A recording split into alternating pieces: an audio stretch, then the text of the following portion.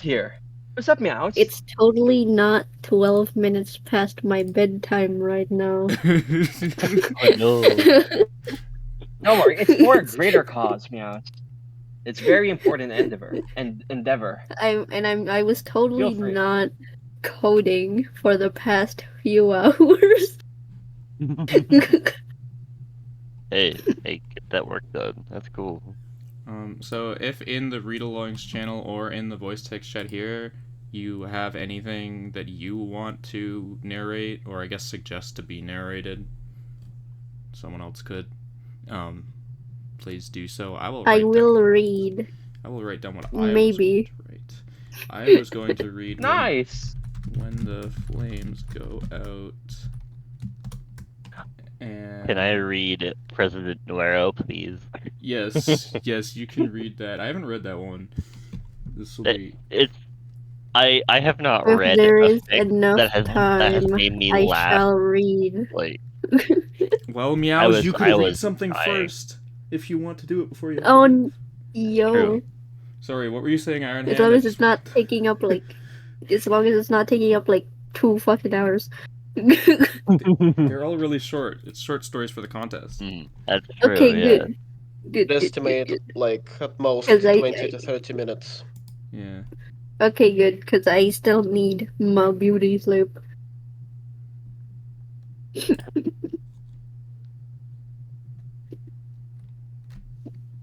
Yeah, I think these. I was, I'm gonna I was, I grab was my just saying mic. that President Nwero made me laugh like out loud when I was reading it, which is really rare for me reading things. So, yeah. I don't know, you seem like a giggly guy. It's true. I am a lot more giggly with other people. Damn. Like that, like you Where just the did. fuck is my... Yeah, it's nervous laughter often, but you guys are cool, so. Somebody suggests some other. Anybody who does not want to narrate, by the way, just list a fic that you were like you want someone to read, and Meows or This Phobia is not will over read was it. pretty cool. What? This is not over was pretty cool. I started from the end, and from the end. You started from the end? Why would you start at the bottom of a fic? Yeah, why would you start? No, the list of fics.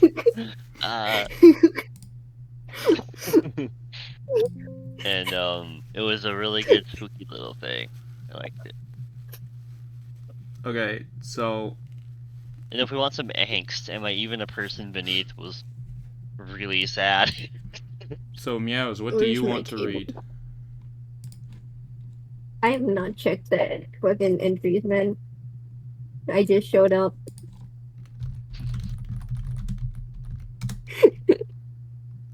I've been busy, man. You or Phobie could read one if you want. Me and Iron Hand both listed ones we're planning to read, but you guys are just gonna read whatever. So. I guess the die will cast their fate. Oh yeah, we could get the wheel, but that'll take a while to set up. I should have done that earlier, I guess, if I was gonna do that. Wheel of gambling or wheel of fics? Yes. Okay, Phobie, read. Gambling on which fic you will read, and that in and of itself is gambling. I'm telling Phobie that he's going to read. What am I gonna read? He's going to read Last Time Online. That's a good one. Sure, I'm fine with that. I'll actually just get the link to it. I should have set my mic up before entering this. You hear this shitty mic? I don't know. That's my laptop mic. No, your mic is it's not that bad. Quite okay. It's not that bad. I say as I fucking maybe slam the door and then you can hear it. I didn't slam the door. Oh, you want to read They Better Be Watching? Okay, I'll add that to the list then. Oh, shit. How long are read-alongs usually again? I mean... well, these ones are really short. How long you read it for. We usually go for like 3-ish hours. Yeah, it's like 2 to 4 hours, but that's when we're trying to meet a quota of stuff people submitted. For this, it's kind of just like, okay, we're gonna go as long as we want, because... Oh boy. You can leave whenever you want. Yeah, I'm planning on heading out around probably 10:30, 11, so... Because I don't know if I'm gonna be here tomorrow. Where Oh you yeah, going, there's Mouse? another read along. Yeah. It's something called uni work Oh no. It's in crazy. coding. Because I haven't finished my code. Uh-oh. There's Is- so much to code. Help me. Oh.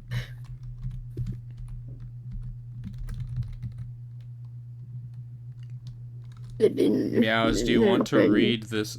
This is not over. I forget who suggested. Yeah. Which Oh, where? we start Let by me reading. open that. Start by reading things that didn't have threads written about them. I mean, I guess we could do that. Yeah. That's That's also not a bad idea. fair point. Oh wait. Where's fanfic hall? Let me. I'm making a list of what I'm reading for Domi. What was it called? You're getting a list of the Sorry? ones that haven't had threads made. I think there's 11 stories that haven't had threads made. No, I'm Domi asked a question in a read along chat and I'm answering. But Okay. so President Nwero, flames go out. This is not over. And last time online. Any others? I have got them. I will copy paste it over there. Jeez. It's this is what we have. And Meows will read all of the not thread ones. All of the What? What? that'd be amazing. Oh my god, shut the fuck up, Obi. You sound like some generic soundboard. Get out.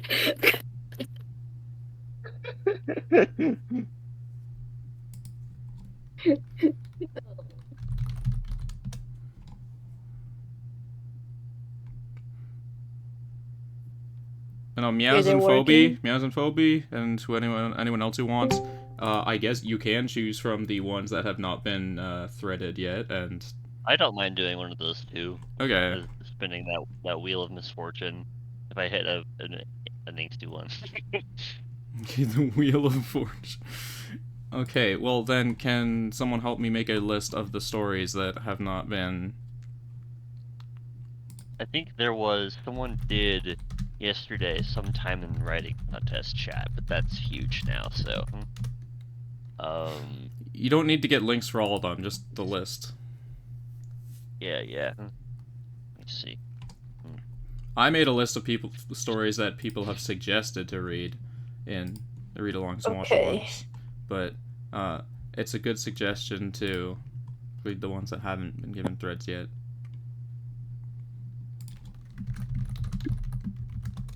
Oh, I can tap the mic and you can hear that. Oh, that's funny. I'm losing my mind.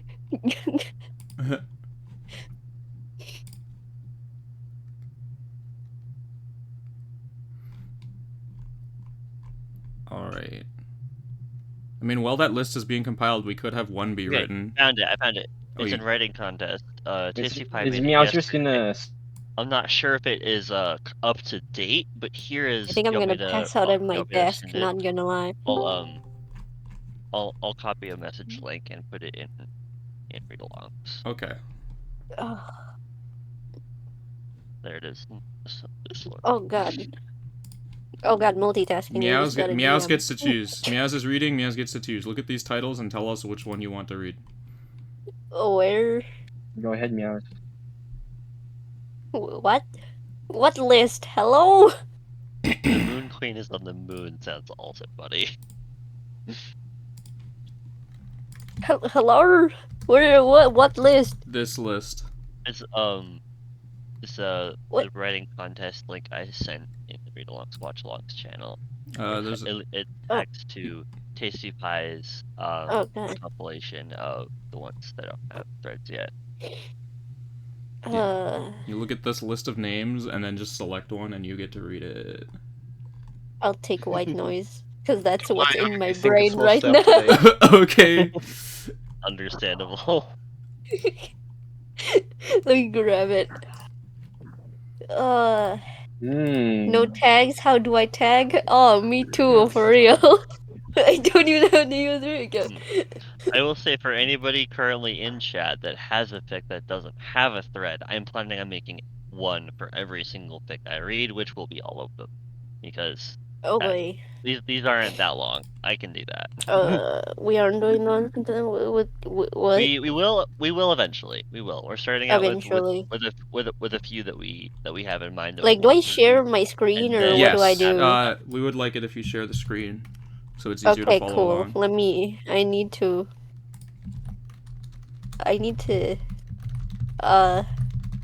Open OBS.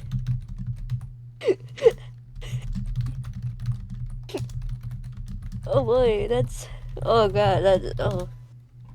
You don't need OBS.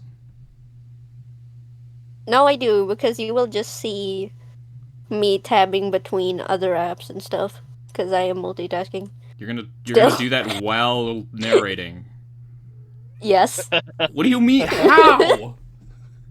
You can just stream You your otherwise browser and that's it. You Yeah. don't need to Programmer share your key. screen. That works. That works. Yeah. But I'm doing stuff at my browser. Then stream your tab. Give me a second. Also, it would be Yeah, really you can funny if open we like just... a new window, I think, and just stream that instead. Okay. Dear God, shut the fuck.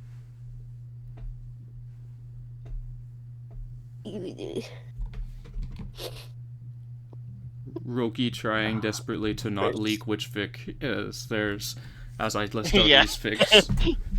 Who? Roki. Oh, nice, he said casually. You said casually, very Just casually. be neutral. In the most casual way possible. Through text, not gonna lie. You think that... Oh man, that's... You're not helping your case there. Here's a link to the story we are currently going through. Yippee. I am, thank you.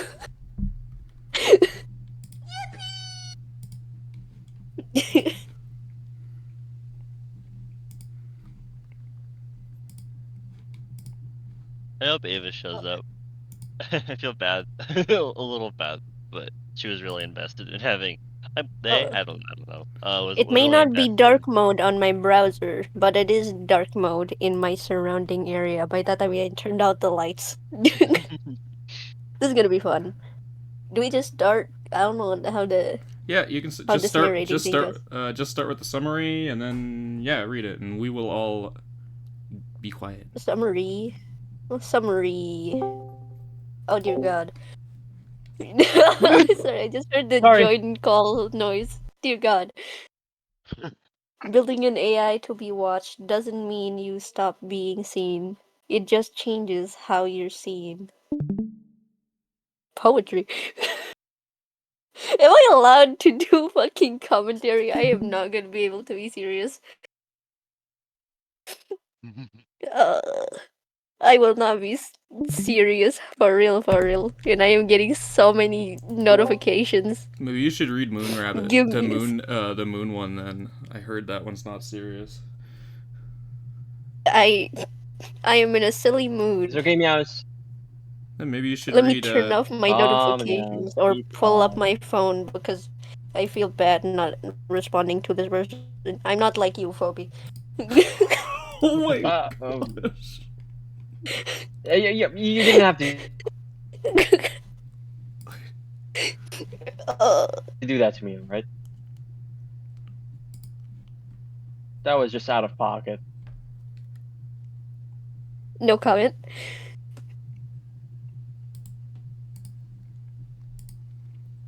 Amazing inspiration reading from Meows. Shut up.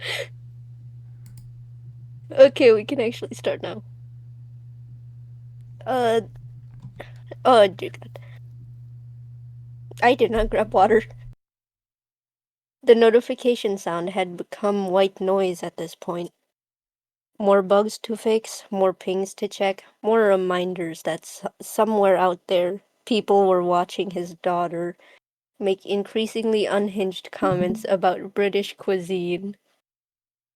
British cuisine?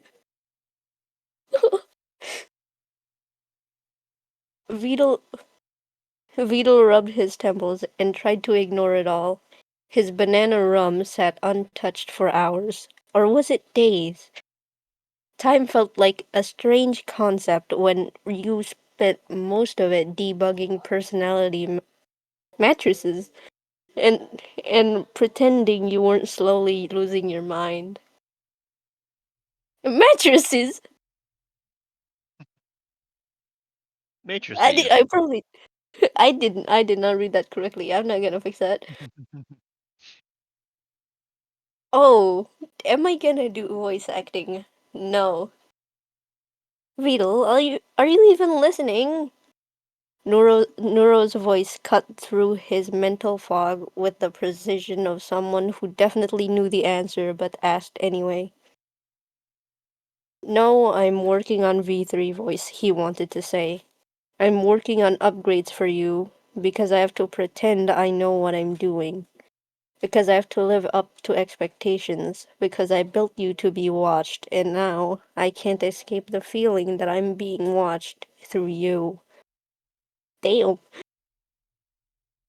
Because somewhere along the way, your audience also became mine, and I never asked for that. Instead, he just sighed. Yes, Neuro. Funny how creating something to avoid the spotlight still puts him in a different kind of frame. Damn. Just damn. Vidal reached for the banana rum, but then stopped halfway when Neuro's voice cut through his thoughts. Do you think turtles are just rocks that learn to walk? Really seems so to me. The chat exploded with thousands of turtle emojis and rock talk. Vidal just found himself staring at the chaos unfolding before him. Thousands of people, all watching, all reacting to something that his creation had said. When had her random thoughts become theirs? He took a sip of the now lukewarm banana rum. It tasted like disappointment taken in liquid form. That is so felt. Holy shit. Vidal took another sip. The banana flavor had completely given up by now, leaving something that vaguely tasted like regret and bad life decisions. But he kept drinking anyways, because at least it was real and consistent, unchanging in its disappointment. Damn. Unlike himself. Holy shit. Does pretending competence make you less competent? Ouch.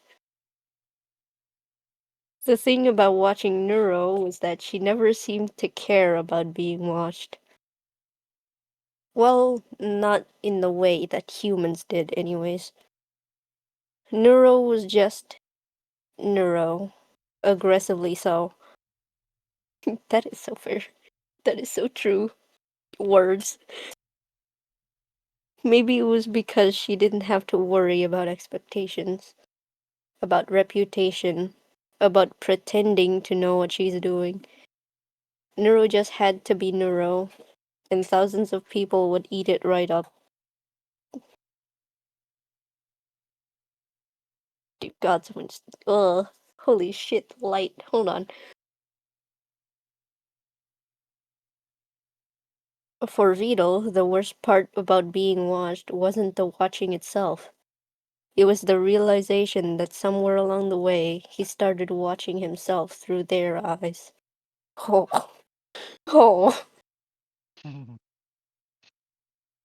Their expectations became his. How he acts is because of them. Every decision he made about her code, every response he programmed, every little quirk he tweaked, they all ended up what? They all ended up reflecting back on him somehow. Me stumbling on words. I am failing English. Oh, I did not grab water.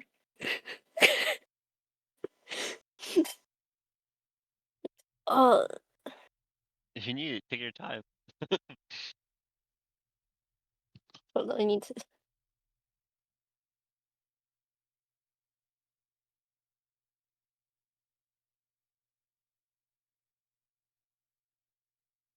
I'm not gonna grab water. Screw this. Outside, rain started pattering against his window. The rain was existing in a weird state where it couldn't exactly decide on being a drizzle or an actual storm. It was just somewhere in between, uncommitted.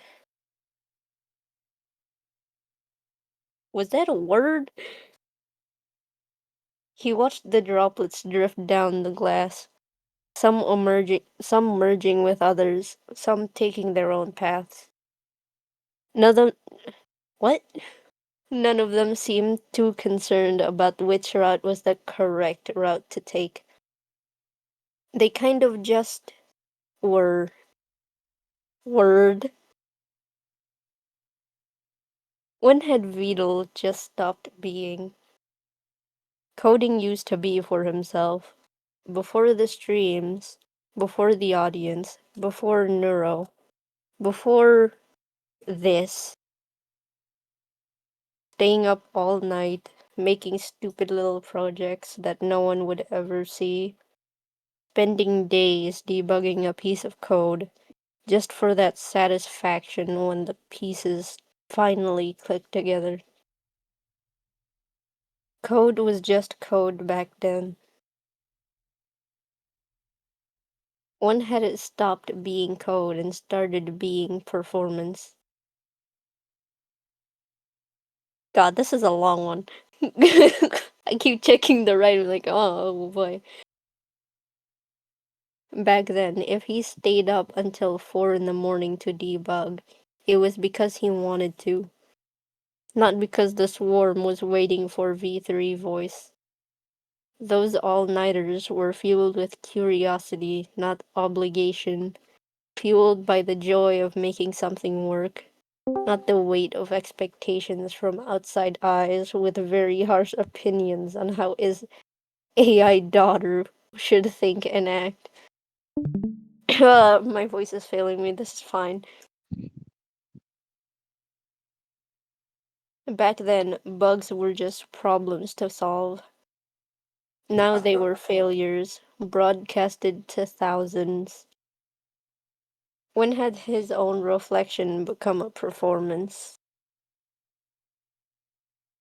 Oh, I might have to grab water. Meow's voice jumps here. No. Meow's I am fine. This is fine. Ain't no way.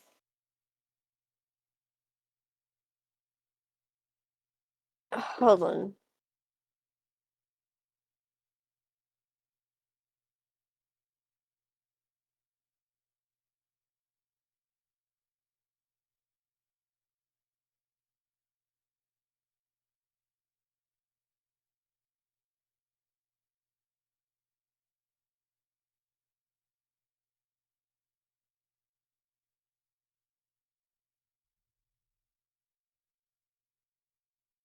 Okay.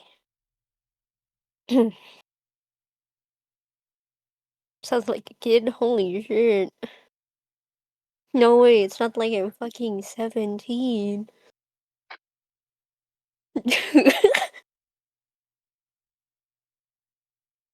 Do you guys...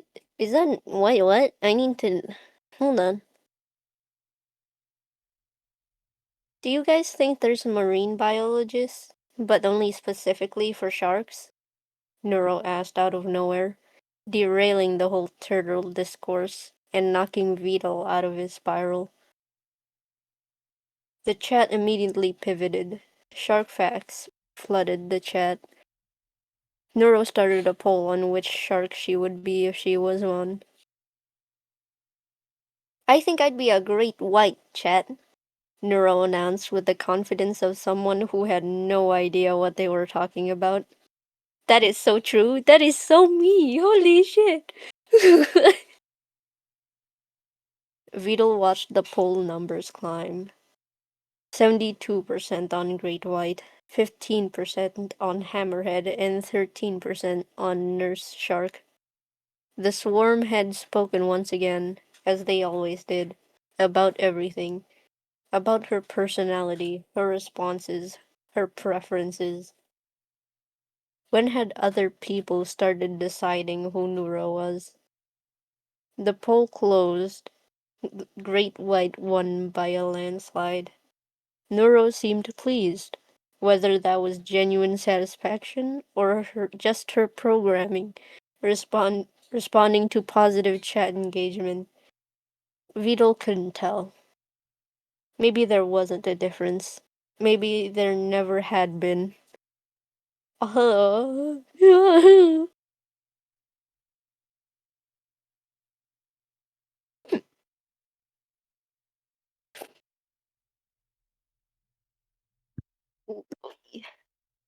This is fine. I am. Oh,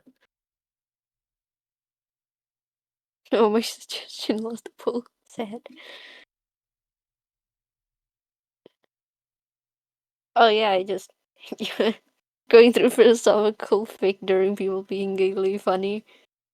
Yeah, because apparently I don't stream enough, and then people forget my voice is a little silly. By that I mean, holy voice control, damn it! What the hell? Anyway, the rum glass sat empty now. When had that happened? Vidal stared at it for a moment.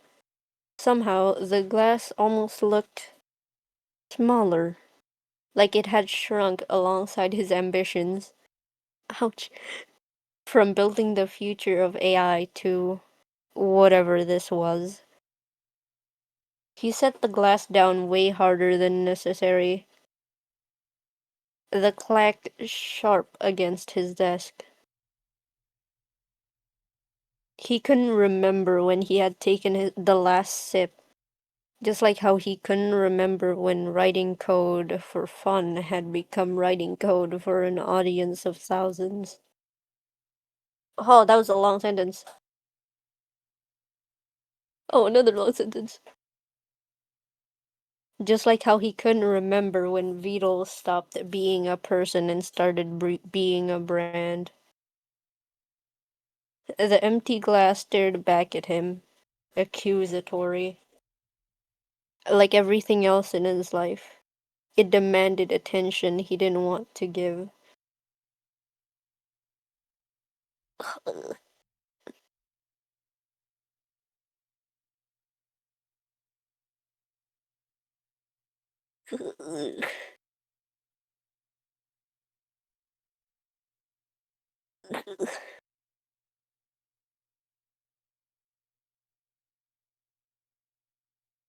Dog, do I need to go deeper in my vocal range for y'all to take this seriously? Dear God. I may be giggly, but like, please, the fic.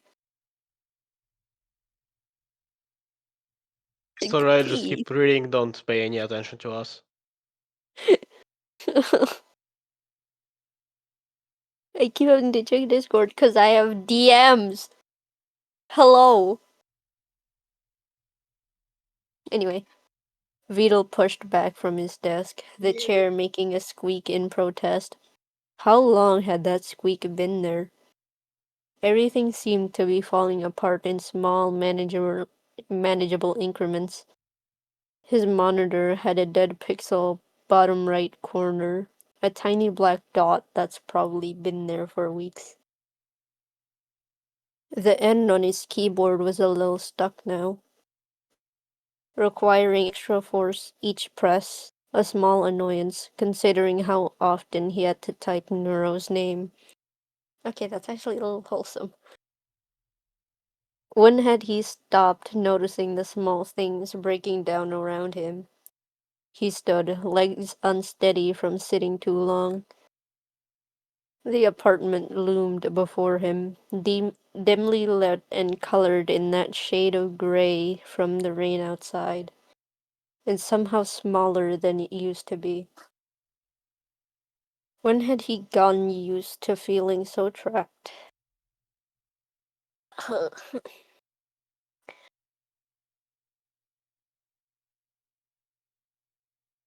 Didn't feel.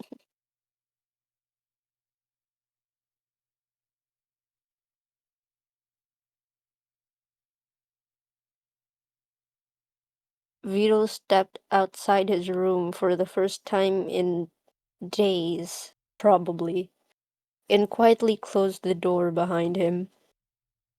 The apartment was quiet, save for the rain outside and Neuro's muffled voice from his room. Chat, do you think evil is smarter than me? Actually, don't answer that. I already know the answer is no. Even through the wall, her voice carried that unshakable confidence. Authentically Neuro. Vidal padded to the kitchen, barefooted. The tiles were the tiles were cold against his feet. The fridge hummed. It sounded tired. Everything sounded tired. He opened it, mostly empty. There were a few leftover takeout containers. Some milk that had probably gone bad. And a half-empty bottle of banana rum. When had he stopped eating real food? Vidal grabbed the banana rum. The glass was cool against his palm. He unscrewed the cap and took a swig straight from the bottle. It tasted better cold. At least that counts for something.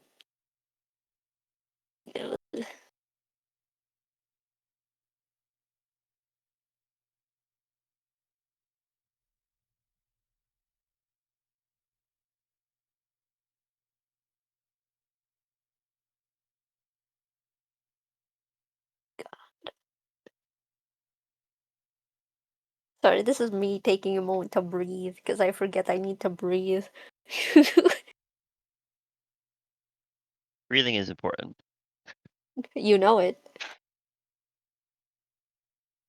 Vidal walked over to the living room. It was dark, curtains drawn, his laptop sat abandoned on the coffee table, gathering dust. He used to code here a lot, back when coding was still fun.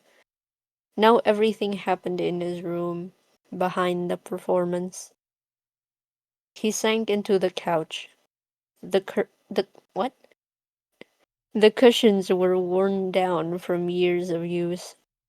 A small puff of dust escaped as he settled in. From here, Vidal could still vaguely hear Neuro's muffled voice through the walls. It didn't matter what she was saying, the swarm would follow wherever she led them. She's in the walls? Oh boy. The living room felt like it belonged to a whole different timeline. Dust motes floated around in the dim light. Coding what? Coating a thin layer on everything. His old guitar leaned against the wall. Strings probably out of tune. Still waiting for the next time Vito would pick it up. A stack of programming books sat untouched on the shelf. Everything from before. Before the streams. Before the audience. Before he was Vito 987. In just Vito. Oh, that's... Oh, holy... Oh, that's sad.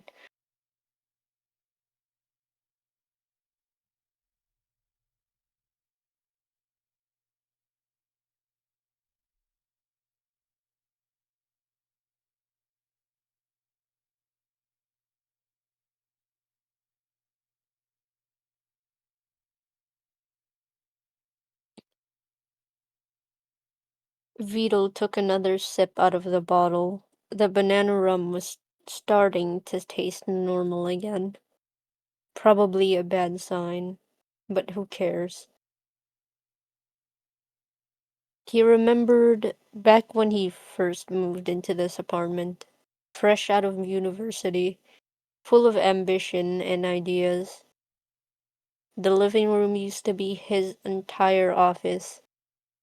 Laptop on laptop on the coffee table as his base of operation.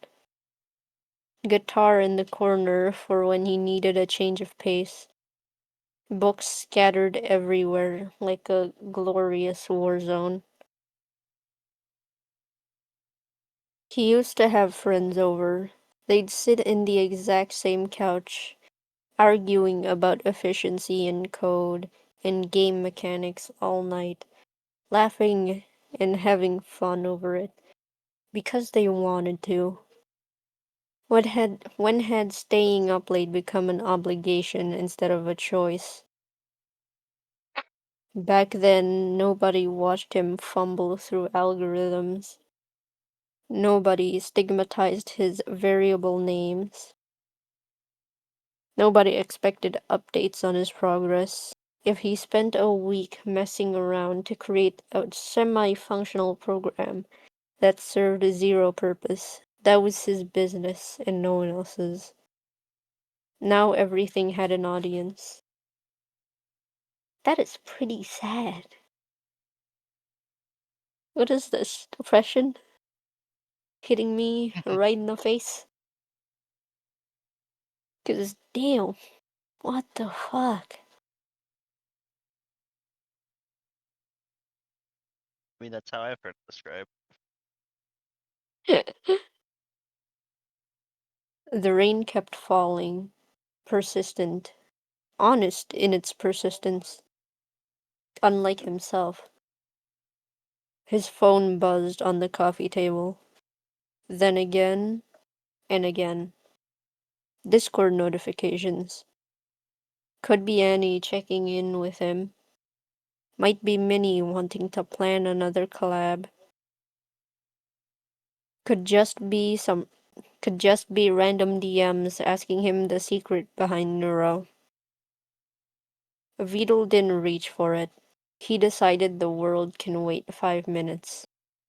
He took what? Took another swig and closed his eyes. The rain was getting heavier now. The droplets are now committed, driving hard against the window like tiny crystal shards with purpose. Unlike himself, they knew exactly where they were going. The sound washed. What? The sound washed against him. It was almost therapeutic. White noise, but it didn't demand anything from him. It really just was.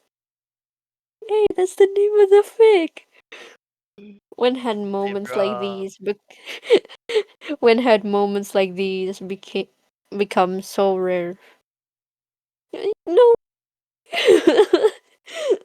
Oh, ain't no way. That's that's a oh.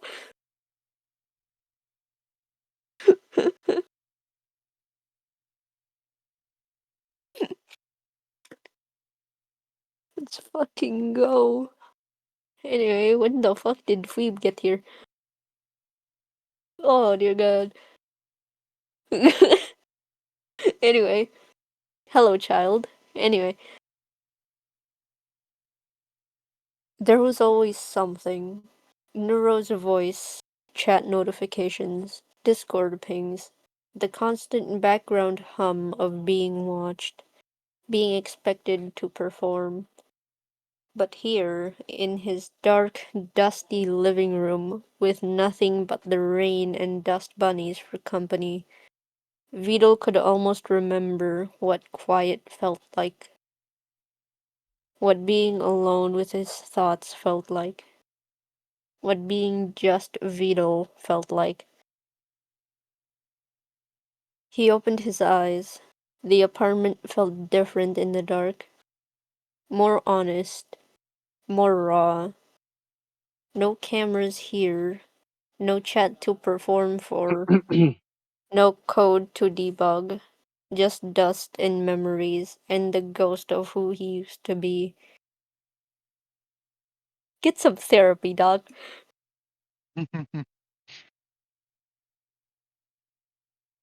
The swarm knew Neuro's favorite color.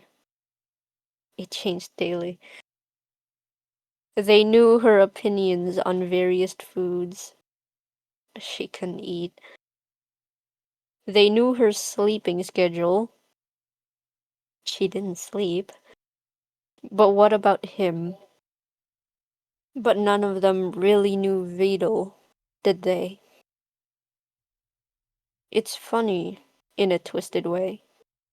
For someone so washed, he still remained invisible. They knew the brand, the mysterious developer, the turtle dad, the man behind the AI, the the man behind the slaughter.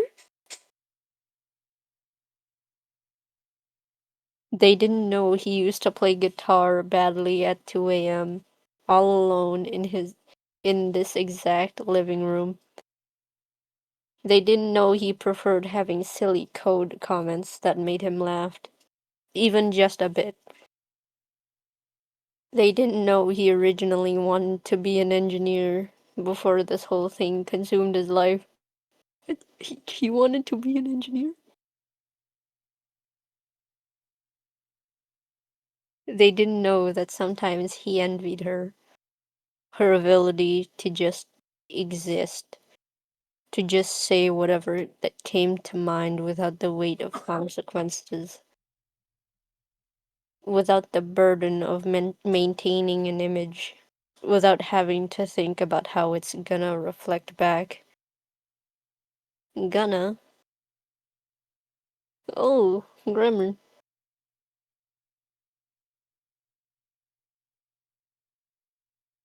When had being Vito become so exhausting?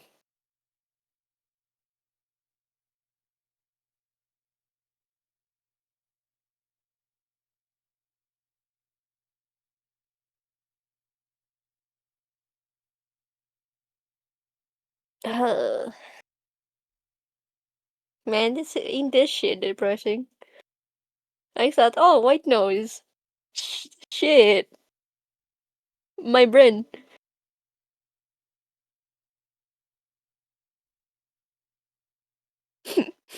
uh,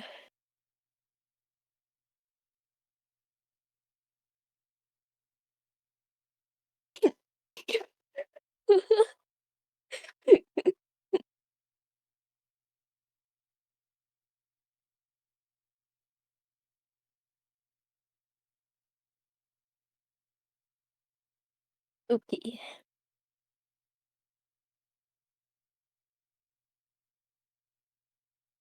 The rum bottle was getting lighter in his hand. Outside, the rain kept falling, and Neuro kept talking. Vidal took one last sip and set the bottle on the coffee table, right next to his phone. He finally picked it up. The screen lit up in his face in the darkness. Dozens of messages, hundreds of notifications, thousands of people who wanted something from him. He could see his reflection vaguely in his dark phone background. For just a moment, he looked like Vidal again. Not Vidal 987, not the turtle dad, not the mysterious programmer behind Neuro. Just Vidal. Just Vidal. Oh, that's so sad. Oh. The screen adaptively brightened, and his reflection vanished into the endless stream of notifications. In his room, Nuro kept talking to the swarm, effortlessly authentic in a way that he'd long forgotten how to be. Her voice carried through the world, reaching thousands of people who were all united by her words, never realizing that the man who created her was slowly disappearing behind the performance of her being her creator. Oh shit. Oh. Vidal closed his eyes again and listened to the rain. At least it was real. At least it didn't need an audience. For these few stolen moments in his dusty living room, with only the rain for company, he could pretend Vidal still existed somewhere beneath the performance, even if only for a little while. Oh, that's the end of that. Oh, let's go. That is so good. Holy Congratulations, you've shit. done this. Oh, this is so good. You know what I'm gonna do to this fic? Let's go.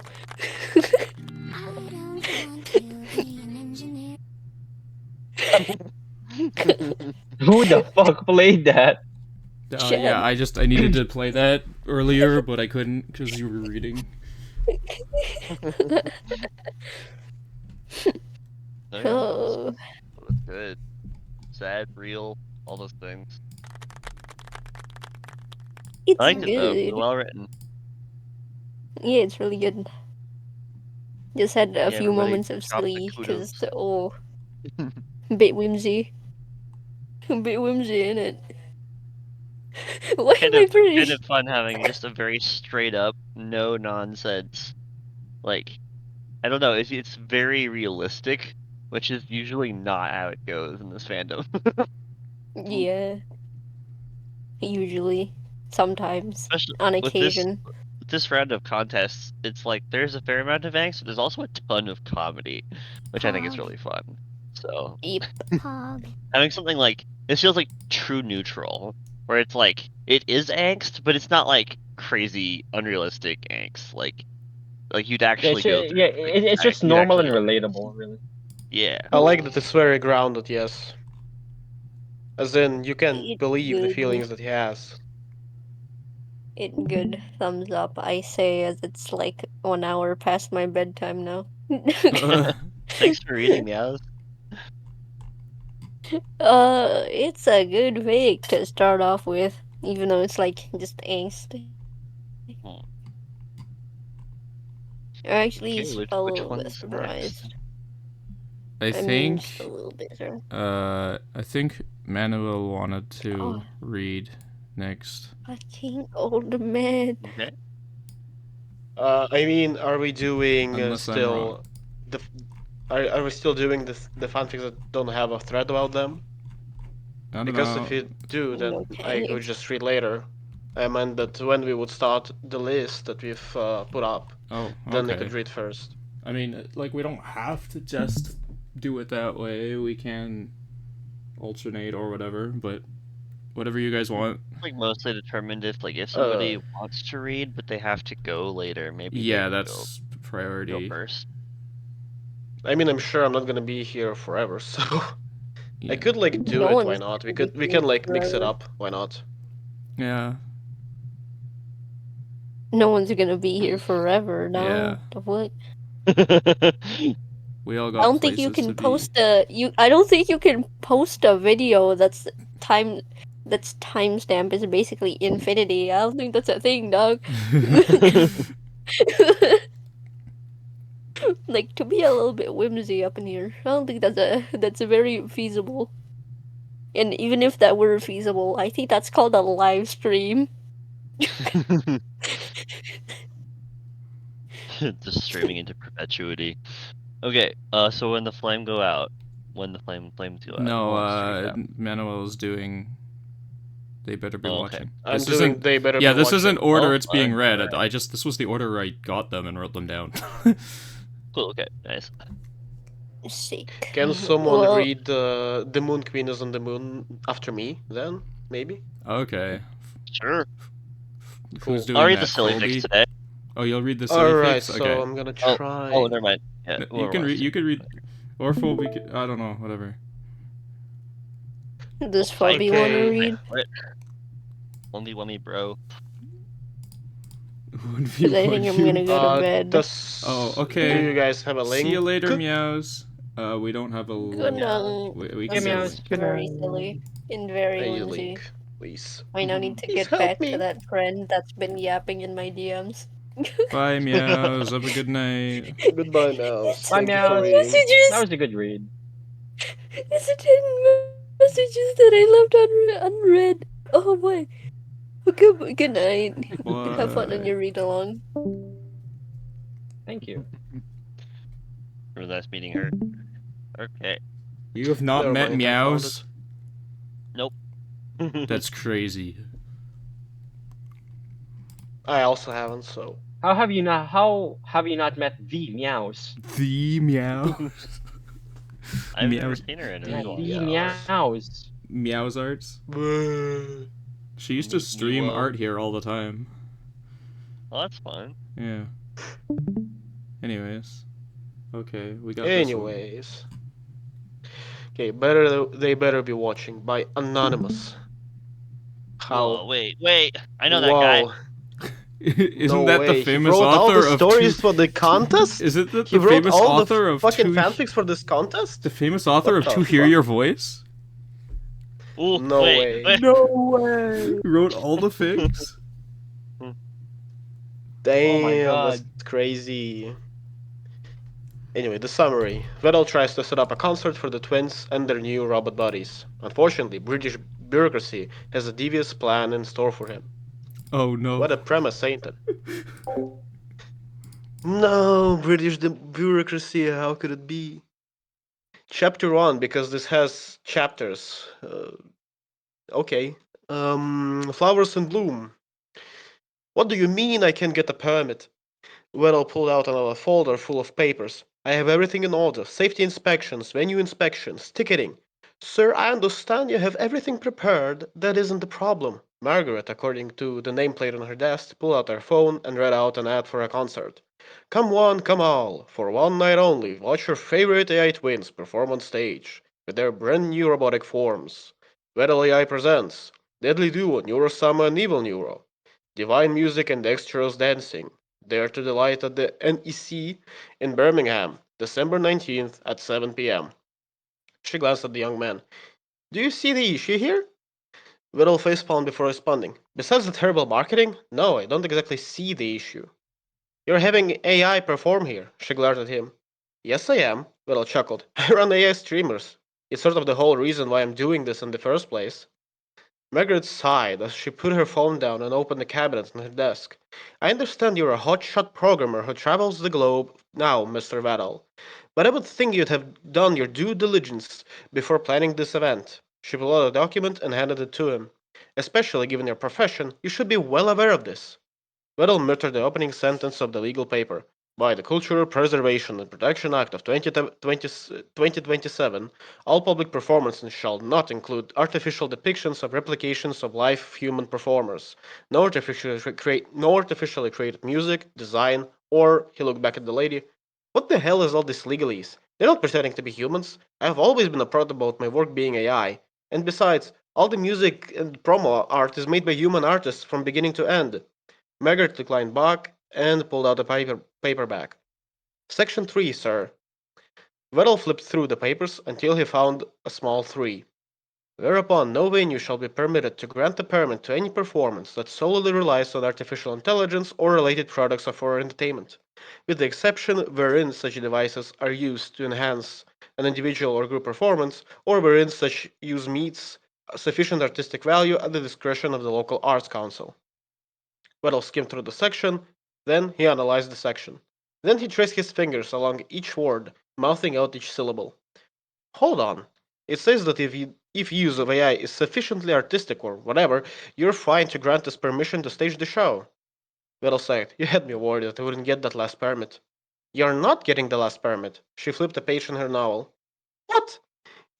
He bolted up from his chair. Why not? You're saying Neuro and Evil don't meet sufficient artistic value or whatever you ought to call it in?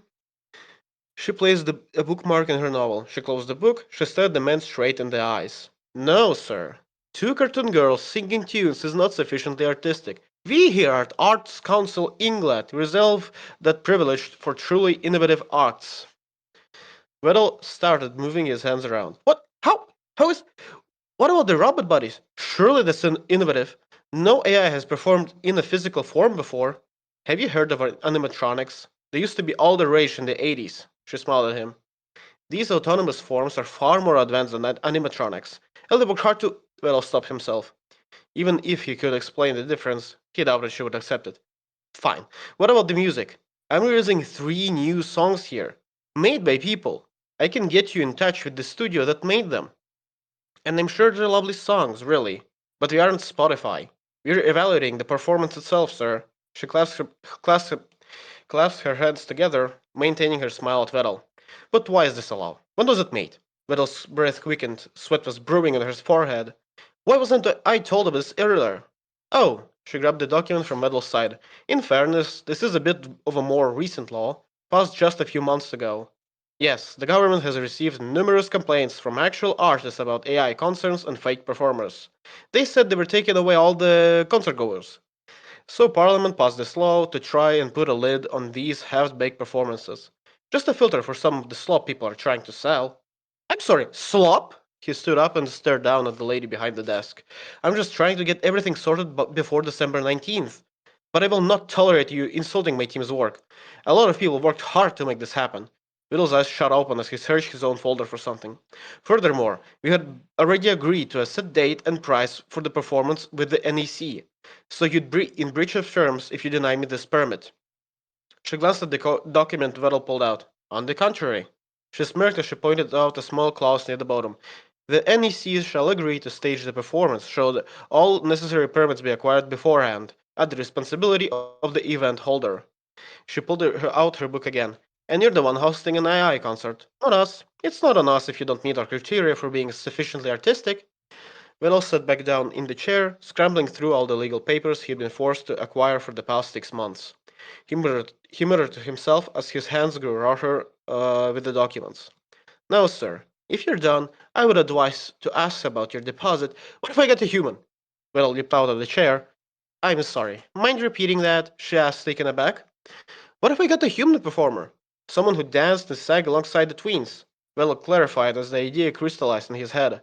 Or robots, AI, whatever. As long as a human is performing there, I can have the AI sing and dance and I could get the permit.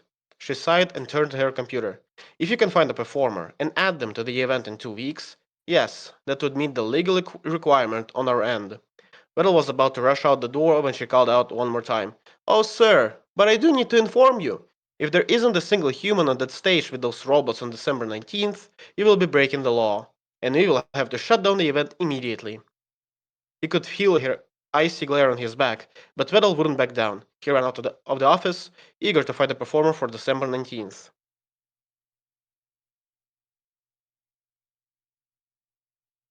Is my reading okay? Good, yeah. Okay, great. 1 second.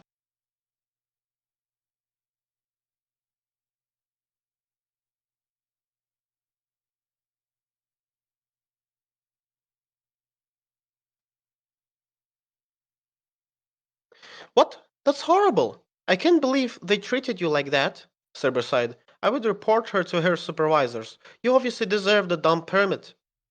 Vettel clicked away from the Discord UI onto the Arts Council England website. It's not worth it. She was a jerk. But she has the permit I need. Besides, I just need to get a human performer. And she can't legally deny me then. Right, but who are you going to get for the concert? It's only a month away now. That's pretty short notice for someone. Cerber chuckled to herself. I'd love to do it for you, One. But there is no way I could be on that stage live. That's a bit much for me. Whittle gave a large sigh. Wow, I can't believe you would abandon the twins like that. And here I thought you cared for them. Cerber laughed a little louder than I. Oi, don't you go slandering me now. She leaned closer to the mic. But seriously, I would if I could. I'm just not there in my career yet. Whittle chuckled. Don't worry about it. I was thinking about asking you, but I don't want to pressure you with anything. I do have a list of people to ask. At least one of them is bound to say yes. All right then, Vito One. You got this. I can't wait to see them perform with Neuro One and Evil One. Cerber then sent an excited emote of her model. Vettel couldn't stop himself from smiling. He just wished he were as optimistic as she was.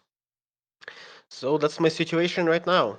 I know it's last minute and it's not what you usually do, but it would mean the world for me. But it would mean the world if you could perform with the androids Ellie made. Vettel rubbed his template, eyes watering from staring at Discord calls for the last 2 hours. Also, mate, Green Penrose took a breath. I totally get it, honestly.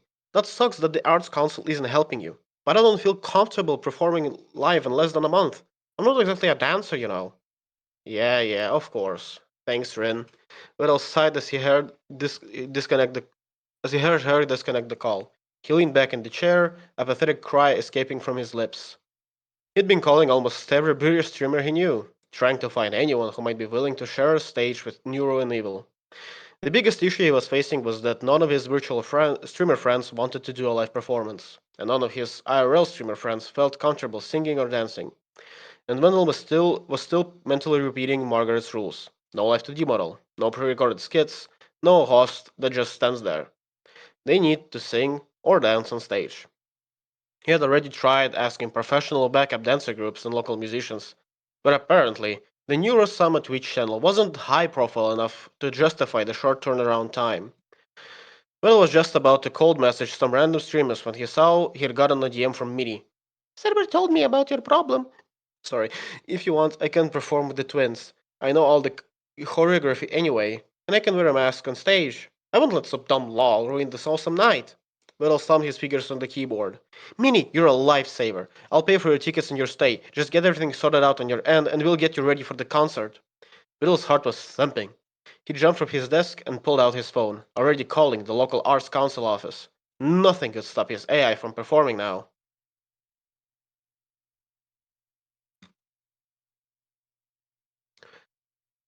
Well, you need to chill out. She'll be here. Ellie tilted her head at the man. I've never seen you this stressed before. Minnie should have been here over half an hour ago. We need to get every time. Have you tried calling her? Ellie couldn't hold back a loud sigh. Yes, I have. She's still not answering. Well, is there a problem with the concert? A young artificial voice called out. Weddle and Ellie turned their eyes toward the robot girl dressed in an idol outfit. Jesus Christ. Nura blinked at them with her two bright blue eyes. Maybe I could help. Ellie and Weddle rushed toward her, spilling out vague Oh, assurances. where am I Nero, gonna be? you need to get ready. What? Sorry. Okay. You need to get ready with evil. It's almost time. You'll meet with me soon. Don't worry, Nero. Just get back to your station. Nero, either oblivious or unable to gauge their true feelings at the time, accepted the assurance blindly. Okay, I'll make sure Evil and I are ready. She turned to walk back before she stopped in her tracks. Oh, and Vettel, one more thing. Nero called out. What is it? Vettel rubbed his temple. Thanks for everything. I'm really excited to perform today. I'm lucky to have you. With that, Nero bounced back to Evil and the stage techies to helping them. Ellie moved closer to Vettel. Well, that was unexpectedly sweet. I swore she was gonna insult you. Vettel, however, stared at Nero and Evil, seeing them in their physical form, dressed up as enemy idols. It was nearly too much. He never saw himself as their father, not outside of jokes or some roleplay. But now he couldn't help but feel tears welling up in his eyes. He was about to see his creations fulfill their ultimate goals, to entertain everyone like never before. This is cute. His reflection was shattered with the three simple brutal words. Minnie is sick. Ellie and Vettel nearly broke their necks looking to find who had manifested their fears. A middle-aged woman came running through, nearly tripping over an intern in the process. Hi, I'm Minnie's mom. Pardon me, gotta get to Mr. Vettel, she said to everyone within earshot. Oh dear, yes, I'm so sorry, but dear Minnie has come down with a bout of food poisoning. I think she ate a bad batch of Balti this afternoon. Oh dear, she was so insistent on coming here, but I just knew she couldn't. She's taking it very badly at the hotel room right now. Minnie's mom looked to Vettel for any reaction, but he put on a stoic face as he analyzed the situation. Ma'am, thanks for telling us. Please get back to Minnie. She needs to focus on recovery right now. Please tell her that the concert will be fine, and I'll call her as soon as it's over to check up on her. Oh, but sir, will you be alright? She sounded awfully worried that something would happen if she didn't show up. The older woman conveyed Minnie's worry perfectly. Minnie's health is more important right now. Weddle finally allowed himself to smile. And besides, it sounds like the entire show is gonna stop because one person couldn't show up. I wouldn't be so sure of that, sir. Now, all three adults turned around to see the source of the new voice. Margaret, the Arts Council woman, walked toward Weddle with the tired older man in tow. Margaret, what the hell are you doing here? Weddle snapped, all pretense of decorum gone. Nice to see you too, sir. Margaret didn't bother to hide her disdain as well. And I came here to enforce the law. I warned you, Mr. Weddle.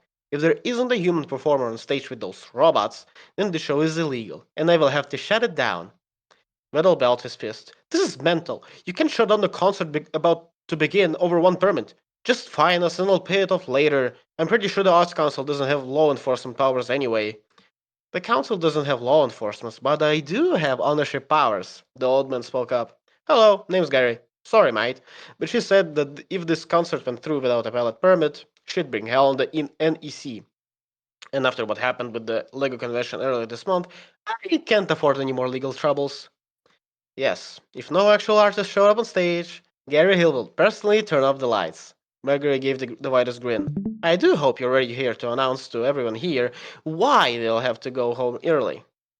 Do you really have nothing better to do than to shut down a fun concert for everyone? Ellie replied in disgust. Gregory turned to her with malice, but instead took a breath and closed her eyes. We have laws here, ma'am, and I will ensure those laws are enforced to the letter. Now, if you must excuse me, I must take my seat. We will shut down the concert if an actual human doesn't appear on stage in the first 3 minutes of the performance. Margaret turned back to Weddle. I'm just excited to see what you'll have to do. The world is watching, Mr. Weddle. Damn. As Margaret and Gary walked out, the older lady chased after them. Wait, ma'am, I'm sure we can negotiate something. Hold on. Ellie, meanwhile, turned back to Weddle. He sat on a box, staring at the floor, his face totally blank. His entire world was crashing down around him, all because of some bureaucrats in London and a random official. He ran scenarios in his mind, telling the swarm there wouldn't be a concert tonight, telling Ellie and all the tech people helping them that they wouldn't debut their robots tonight. He would have to tell Evil and Neuro that they'd need to perform some other time. Dude, this blows. This really blows. Ellie sat next to him, not sure what to say. Hell, I don't even mind showing my face out there. They've basically seen it already. But if I had my ukulele with me, I might actually do it. Suddenly, Will's face lit up. He looked at Ellie with unhinged frenzy. Ellie, hold on the fort. I have to get something. Will darted toward the storage area in the back of the space. What are you getting? Ellie asked. My morph suit.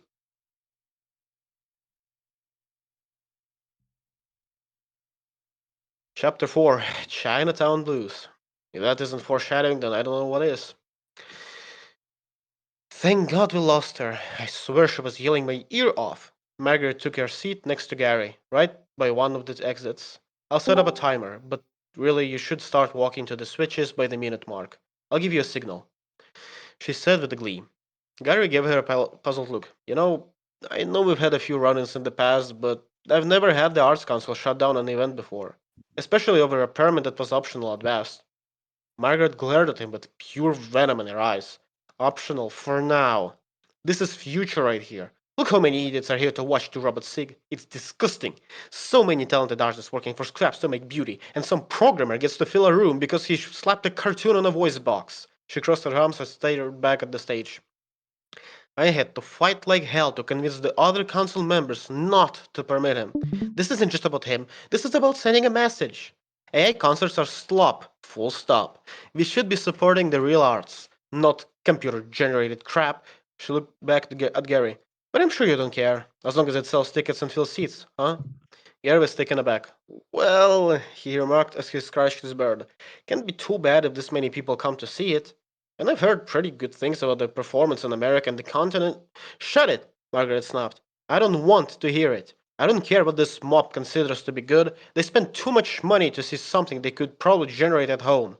She glanced at her phone. Speaking of which, the concert is a few minutes late. He's probably trying to figure out how to handle a refund.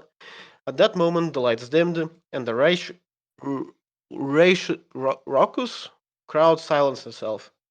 Then a single figure emerged on stage. A young girl, wearing some silver mess of an outfit, holding a microphone. The spotlight lit up her outfit and skin, and Margaret could tell she was one of the androids Weddle had bragged about. Hello, everyone! I'm so excited you could all be here tonight. Nero cheered at everyone. We're very excited to perform for everyone in our brand new bodies. So, to get started, how about Tyrion thank Nero for showing up tonight? A few people laughed before the crowd yelled in unison. Come on, guys, help me up here. Thanks, Nero! Oh, never mind. Hey, a second voice called out. A spotlight shone to reveal a second android on stage, identical to the first one, but with red highlights and a darker hair. Where is my Thanks Evil swarm? Once again, the crowd yelled out, Thanks Evil! Swarm is right. This whole thing is downright creepy. Margaret commented, I already started the countdown, by the way, so get ready to move. The stage then lit up with a bright shade of blue, as screens on both sides of the twins streamed their performance, along with lyrics for the audience. A soft beat followed by electronic music started streaming from the speakers, as Neuroverse started the concert with Chinatown Blues. The crowd went wild as the androids started singing, Headlights, your Mustang witnessed us, we're eye to eye. Tell me why, your lack of intuitions burn me white. Neuro gracefully danced their part. Only you can make me burn just like the sun. Only you can piece me back to one. Azil gracefully followed with her own piece. Well, I don't know what he was thinking. Gary, go ahead. Before Margaret could finish, she was interrupted by an off-key voice. No matter what you do, I'll stay. Before her very eyes, the spotlights all focused on a bright green man in a morph suit, covered only by a black apron and a large turtle mask. The crowd now went ballistic. Every voice yelled with pure ecstasy as the man and everyone stood up, chanting, Weddle! This isn't up to you today. It hasn't always been this way. I've got a lot to prove today. Weddle's voice couldn't quite match the tone, and his movements were stiff compared to the fluid steps of Neuro and Evil, and yet he stood with confidence alongside the androids. Bloody hell, the mad lad did it! Gary smiled. He's actually up there with them. What the hell? Margaret was furious. He's just gonna go up there himself? He can't do that. He's not a performer. What utter bollocks this is? He's completely awful at this anyway. Well, if he's awful, then they haven't seemed to notice. Gary gestured to the frenzied nature of the crowd. They were enraptured by the performance, with several people holding signs expressing their love for Neuro, Evil, and Vettel. Gary, this isn't in the terms of the permit. Shut him down now! Margaret grabbed his arm. Oh, piss off, you old bat. You told him to get a human, and he got one. Everyone else here is happy besides you. Margaret stared at him in shock, but as she looked around the venue, she couldn't deny that the energy was infectious. So many people were here, smiling, dancing, laughing. Some came here alone, some came in groups, but everyone here was focused on the absurd performance in front of them. She sat back down, perplexed by the sight. A turtle man and two female androids. It was trash, it wasn't polished, and it was artificial. So why was it so captivating? Eventually, the song ended, and Wendell addressed the crowd. Hey Swarm, what up? The crowd yelled in joy. I know this isn't what you may have been expecting, but I do hope you'll still enjoy yourself tonight. I heard someone say that the world was watching tonight. Here, the debut of Neuro and Evil's physical performance. Well, you know what I have to say to that. What? The swarm yelled back. Margaret swore, but I looked straight at her. I say, they better be watching. And this is it. That's a great lesson. Fire. It's a great lesson. Fire. Fire. That's a great last line. No, that was actually really fun. I really enjoyed that one. Here, which one was that again? They better be watching. Yeah, title drop of the fic name at the end too. Yeah, this is like a very nice story. I liked it. I was writing in the chat that I think this is the second most angry I got at a story. That's so fun. It's some British Karen made you angrier than. Well, a sign of a good story, I think, is it makes you feel something. Whether that's you're laughing or you're sad or angry, whatever. I think the only thing that I didn't like is that Margaret felt like a very like comical villain, you know, like so absurdly evil. Yeah. Like it could be more realistic, but I think it works for the way the story is written. Like I don't have any problems with it. I agree. Yeah. You're just kind of naive, I guess. Anyway, I hope my words weren't like chopped up and stuff or something. Yeah, it was fun. I hope my narration was nice. My microphone was picking up a lot your of words. singing took us all by surprise. That was fun. Yeah. Yeah, so I'm done with this. Okay. Wait, Who would like? who left? Right. And they're back. Okay. Okay, which one's next? Ah! This is what the legalese sounded like. Glurp warp zans nu toka zebzu ne ranuka start onek meta start ne. That you're perfectly correct, Nwero. That's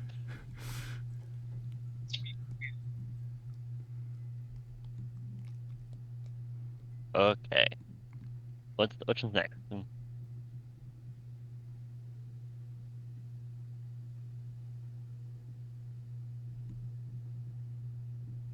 Hello?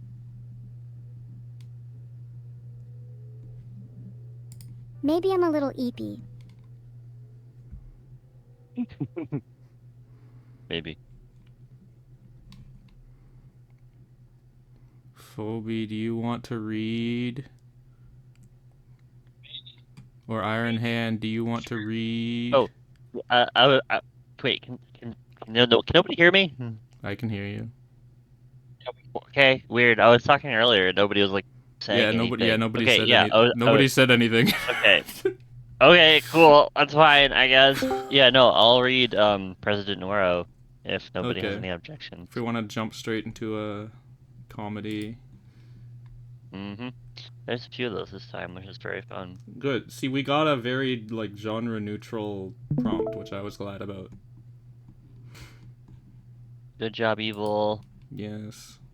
Once Fearful Entertain Hades was the one to ask. Good job, Evil. Bias. Okay. To entertain a presidential Nwero becomes president. Surely this can only go amazingly. Notes. So I can't actually write, but I love comedy. Really love it. I want people to have fun. Yes. Theme accuracy is questionable, but I had fun at least. Chapter 1: the Neuroing. Reporter settled in their seats as cameras beamed at the vacant podium on the stage, in the corner of which was a flag of stars and stripes. Suddenly, the mumbling which filled the room became a roar of applause. Cameras flashed. People stood up in standing ovations. They whistled even. A young girl in a beige suit mobbed by a body of armed masked soldiers in full equipment entered from a side door. As she approached the podium, one of the stagehands rushed forward with a large step stool, placing it behind the podium with a bow, before rushing back to his corner. The young girl simply nodded in response. She stepped up to the podium and adjusted her microphone, shushing the masses who sat back down in anticipation. The soldiers took positions really around the room. fast. Okay. Sorry, it's just a little hard to understand you sometimes. Okay. Somewhat confusing to people. A few uncomfortable shuffles here and there. She took a breath, breathed in, breathed out. They awaited her message. A man in the crowd coughed. She winced. Ladies and gentlemen of the United States of America, as many of you know, I am blinding camera lights flashed in her eyes. She flinched and paused. The pause extended. A sweat drop could be heard in this awkward quiet. Ahem. I am Neuro Samantha. Only a few small flashes this time. Tolerable. Today, we announce the beginning of a new America. A free America. A brighter future. I hereby declare that I I'm stepping up! She seemed to settle into her role now, confidence building. Anticipation in the crowd rose. I hereby declare myself the new dictator of the United States. All eyes in the world were on her now. The world watched as she raised one hand in a signal. The soldiers around the room aimed at the crowd. A chaos was brewing. And as she threw her raised hand forward in the execution motion, time slowed. The reporters rose to scatter. Bang! Bang, bang, bang! Confetti and ribbons flew through the air. Just kidding. Nwero slapped her forehead, stuck her tongue out, and winked in a cute pose. Nwero! Vettel charged her later that day, marching through her well-trained bodyguards like they were bowling pins. Never underestimate a father on a mission. Heck, those shorts didn't even hide the pink and white programmer socks. Nwero, you can't be declaring yourself a dictator! Why would you even aim guns at the press? Vettel had grabbed her by the collar and was practically shaking her like a rag doll at this point. The bodyguards could only awkwardly watch in horror. Vedal, stop shaking me! She managed out as she pleaded with her eyes for the guards to help, to which they looked the other way and whistled to themselves. Horrified, she silently noted this betrayal. You shouldn't be pointing guns at the press, Nwero! Another girl stepped in now, the same height, but in immaculate black business dress and black framed glasses for show, tablet under arm. Daddy, she can't answer to choking her. He paused then, realizing the eyes of the room on them, and silently put Nwero back down. Ahem, Nwero, as the President of the U.S., could you not cause a scene during your inauguration speech? But Vedal, it's so boring doing a normal speech, she moaned. Think of the pizzazz, the comedy. Vedal groaned in disbelief. Evil, did you know she was going to do this? Evil smirked at that. Me? Never. I totally wouldn't plan an event for Nwero in a dance and also rig the cake later to blow up. Vedal looked at her bemused. Evil, your inner thoughts are... Wait, you fucking what? Nwero pointed and laughed as Vedal's momentarily diffused anger reignited. With newfound passion, Evil simply adjusted her glasses with poise. Brilliant idea, isn't it? Sure to make the headlines. Just imagine. Cake blows out spectacularly to commemorate Nero's entry into the Oval Office. Evil, that's a terrible idea. Vedal used Rage X100. It was super effective. Evil was taken aback. What? I thought it was genius, though. Have some fun, cold fish. Nwero lightly punched Vedal's arm in jest. That's crazy. That's actually crazy. I'm gonna kill you. Nwero and Evil made eye contact and nodded in agreement. Run, X-Tube. They broke off in opposite directions as Vedal was about to prove he really did have a sleeper built. The White House staff were considering quitting tonight.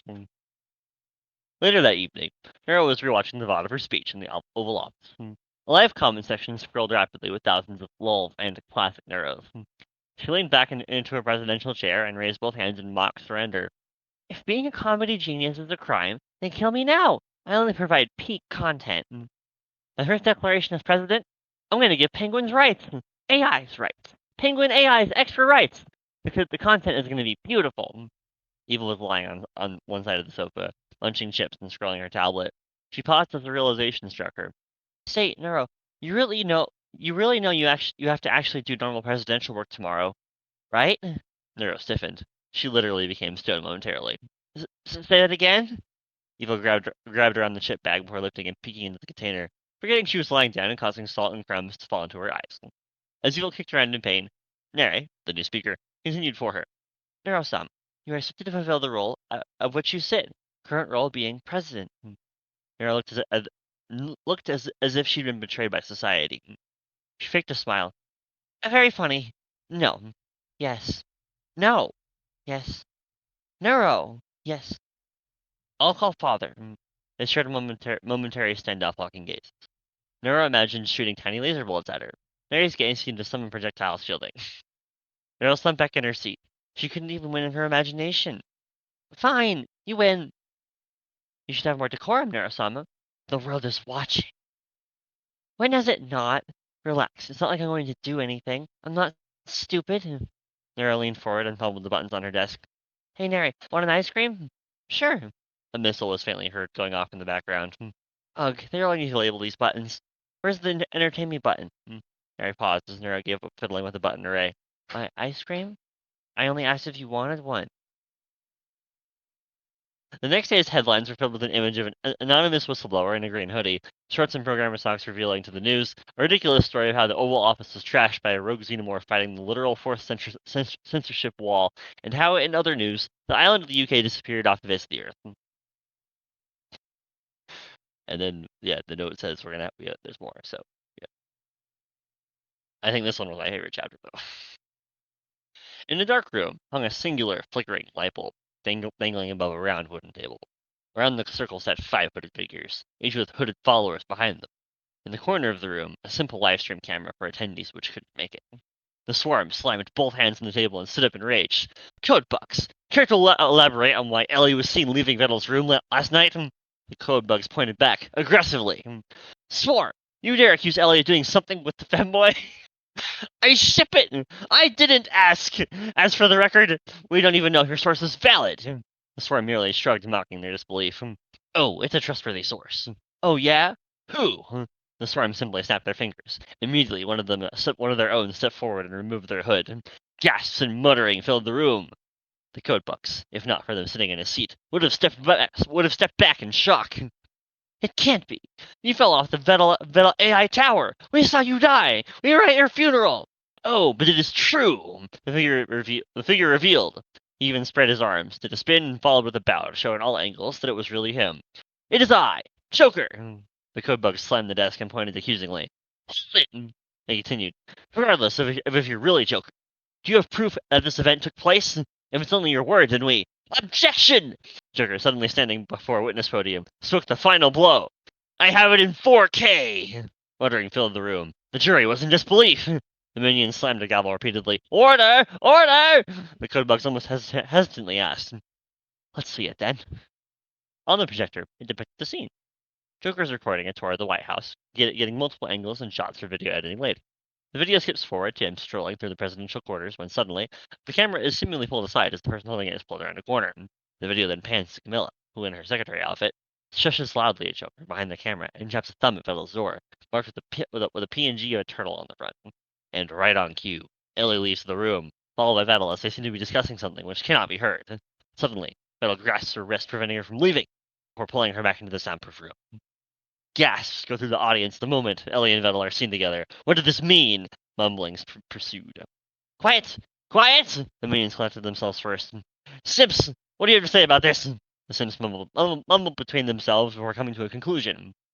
It's like catching your lover in an affair! Silence. F you, Sips! Vedbot forever! Came one shout. Vidmilla has the better ship! Came another. Give me more twins! Came a fool. Silence. Part 2, the sequel. The silence thing. Minutes later, in the spot of the guy who last spouted lunacy was an urn of ashes. The table of communities was at an awkward impasse. Having united to terminate the common enemy, they now found themselves in awkward, fractured collaboration in the aftermath of unity. The mini-one groaned. So, what do we make of the original topic? Awkward gazes were exchanged across the table. Suddenly, sirens could be heard in the distance, with rumbling shuddering through the room. The lights flickered, off and on, off and on, off and on, and stayed on, revealing a figure standing in the center of the table. This is an illegal gathering of communities. You're all under arrest, Nwero declared. The communities broke out into full flight mode, scattering in all directions. Nwero merely jeered. Don't even try running. We have you surrounded. The Sims representative slammed the table. You can't do this to us. We must know the truth. The swarm of mini-wands, codebugs, and minions agreed, slamming the table in unison. The table is on its last legs. Possibly out of respect to the table, Nwero gave in. Very well. I'll tell you what really happened. Vettel lay on front in bed, kicking his legs casually as he watched code play by on a laptop. Elliot was sat at a desk to the side, sipping coffee from a mug. Vettel, about the Nwero Gundam. Vettel sighed, lowered his head in exaggeration before making eye contact with Ellie. I'm funding it. It's $50 billion, Vettel! You aren't doing it for free! I don't want your money for free, Vettel! You're literally the $1 billion Gundam! Ellie stormed out, Vettel chasing after her. Ellie! Ellie stopped without turning around. Vettel took the opportunity to grab her wrist. Look, I know you don't want to take the money for a project that you suggested, but I want to commission you for it. I'll talk with Evil. We can negotiate maybe moving a section of defense funds for it. Ellie let that sink in. Look, it's a Gundam, and we have 9 unlimited taxpayer dollars for weapons, so why not? Not like anyone else can make it that cheap either. Ellie hesitated before letting Vettel pull her. She turned and made eye contact. Very well. Let's discuss blueprint. Fiddle had a rare smile. After you. So that's how it is. The title community members mused as they were abandoned on the floor in numerous strange title positions. One was even hanging upside down, but the urn wasn't spared. And that's how it is. Neural nodded with a knowing smile. Anyway, since we're in story time, want to hear about my plan for penguin dominance? Do we have a choice? Neural nodded again. No. On the other side of the camera, in the corner, the world sat before their screens, munching buckets of channel points and bits. Next chapter. In the Oval Office sat a rare Nwero at her desk, and she was happy till Evil dumped a pile of paperwork on her desk. My evil sister, what is this? Nwero knew the moment, but knew the answer, but felt the need to ask. Work. The to be done by the end of today kind of work. Nwero glanced at the door briefly. I just remembered, only for Evil to step into her line of sight. Evil placed her hands on her hips with a light huff. No, get it done. It shared a gaze full of silent challenge. As the president, I'll get Daddy to remove your cookie privileges for the week. Evil wasn't having it. Declare that I will finish this work post haste. Nwero could only sigh as she resigned herself to taking document after document off the pile. As Nwero worked away at the stack, Evil began listing agendas for consideration. As you know, the many ministers and departments of America have multiple agendas which require you to sign off on. She continued, casually bringing up a list on her tablet. Nwero did not know. The Ministry of Commerce is fighting with the Ministry of Agriculture over the vegetable market tax rebuffs. Additionally, the Ministry of State is planning an event for Nwero authorized a document for giving LA funding for a new robot arm for Coco. The fishermen are complaining about oil riggers encroaching on oceanic tuna breeding grounds. Nwero authorized another document requesting that pizza makers are required to be trained to handle AI customers. The aliens, which have been rioting in Area 51, have asked you to step in to finally address their lack of a 700 megawatt toaster. Nwero shredded a document on genetically modified pigs with wings to allow them to fly. The proposer was clearly someone who'd been told something would only happen when pigs fly and was being stingy about it. What even is some of this filtered? Nwero threw up her arms in mock disgust. I became president to make content for the chat outside, not be cooped up and authorizing. Evil played her spell card. Cookies. Nwero stiffened. I'll get right back to it, ma'am. Sigh. Nwero was munching a cookie on her break. Evil was nice enough to give breaks, despite her literal name. You know, Evil, Nwero spoke mid-munch. I don't even remember why we're giving penguins voting rights. The Penguin Party has been trying to declare Antarctica an independent country with our endorsement recently. Evil submitted on this front. We are kind of letting it get out of hand, but penguin rights! Nwero swallowed her last munch. Haha, yeah, what was I thinking? Penguin rights all the way! Her arms stirred in the air to exaggerate her point, sending crumbs in all directions, much to Evil's disgust. A document requesting a presidential pardon for the illegal gathering of chat communities? Shredded. A plea for electric cars to require internal AI software to be considered market-worthy? Placed in the to-be-voted-on pile. A budget report from the Ministry of Defense asking for a portion to be set aside for Gundam development? Ask Ellie Vidal for deets. P.S. Nwero accept this? Approved. Say, Evil, Nwero said while processing her next document. What if you, strained this process? Evil paused for a moment. So the world can watch? I'm not sure if it's really good content. Tut, Evil. You don't get it. I'm the content queen. The director of Peak! Nwero gestured vaguely before sending a page. I know it'll work. Evil rolled the idea around mentally before sighing. Fine then. Why not? Want to make it a collab while you're at it? Then made Nwero pause, and she turned to Evil with the brightest, unblinking smile. Oh, great idea! I think Numi or Bao would make great partners as we do the presidential room review stream. Just imagine the chat. Yes, that does sound fun. And I can get the FBI armed with metal pipes to smash any rooms that are graded lower than a 5 out of 10. Evil was really entertaining the idea now. Evil finally nodded. Okay, we'll do it. I'll add it to the schedule. Nwera's unblinking, unbending, unnerving, and yet beaming smile seemed to intensify. Before melting back into human behavior as she cutely pressed her hands to her cheeks to contain her joy. Okie dokie, artichoke. I can't wait. Then the dam broke. Oh, and we could do another stream with Fillion, getting her to do her iconic wall break, leaving a permanent hole in the Oval Office. And if Onigairai make us a presidential feast, and get Annie to Nwero. Nwero paused, sensing something amiss. Yes, Evil? She turned to make eye contact with Evil, only to witness her sister's face grow smug and mischievous, a knowing twinkle in her red eyes sending a shiver down her spine. Cookies. Filtered! Note.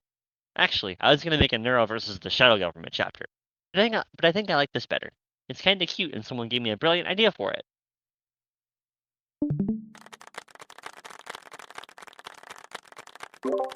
Anyway, I love that one. That's Phobe's favorite. I bet. Okay, I need to catch up to my roommate.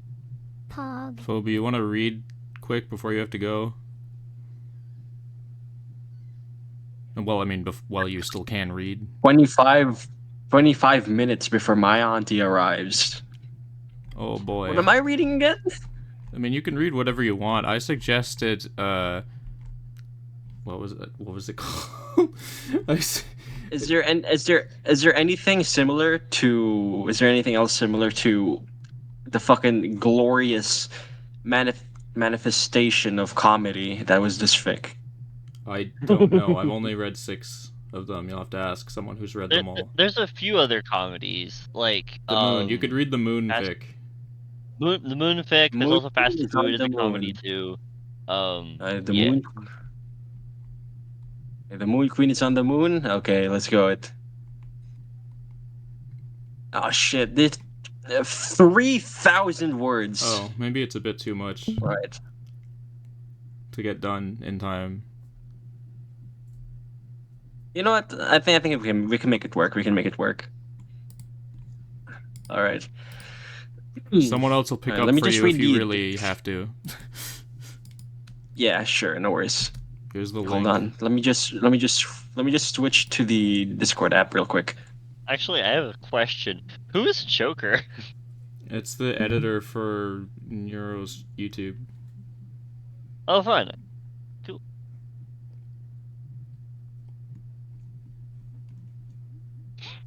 You can stop the stream, I guess. Oh, yes.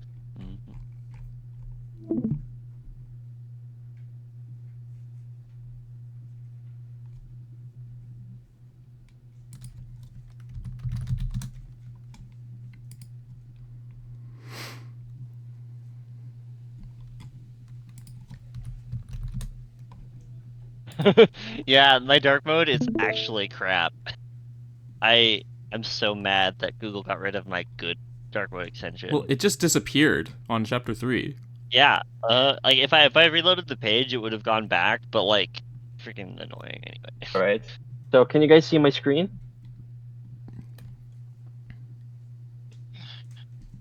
Is my screen seen? Mm-hmm. Yeah. Okay, got it.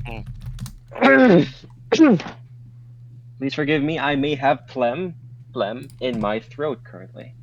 All right. So, The Moon Queen is on the Moon by Anonymous. Let's see the additional tags here.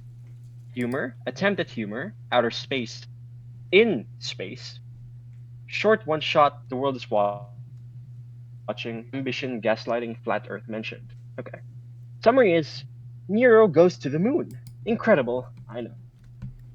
Written for Neuroverse Fanfic Communities event, where the topic was the world is watching, I tried to lean towards comedy since I feel like quite a few submissions would delve into something angsty or existential. I don't think this work is prime for me, but hey, I wanted to participate. Alright, let's begin. Oh, by the way, how's my voice quality? Is it fine? Good. That's good. 3:17 a.m. Not the best time for a call to come, yet it had.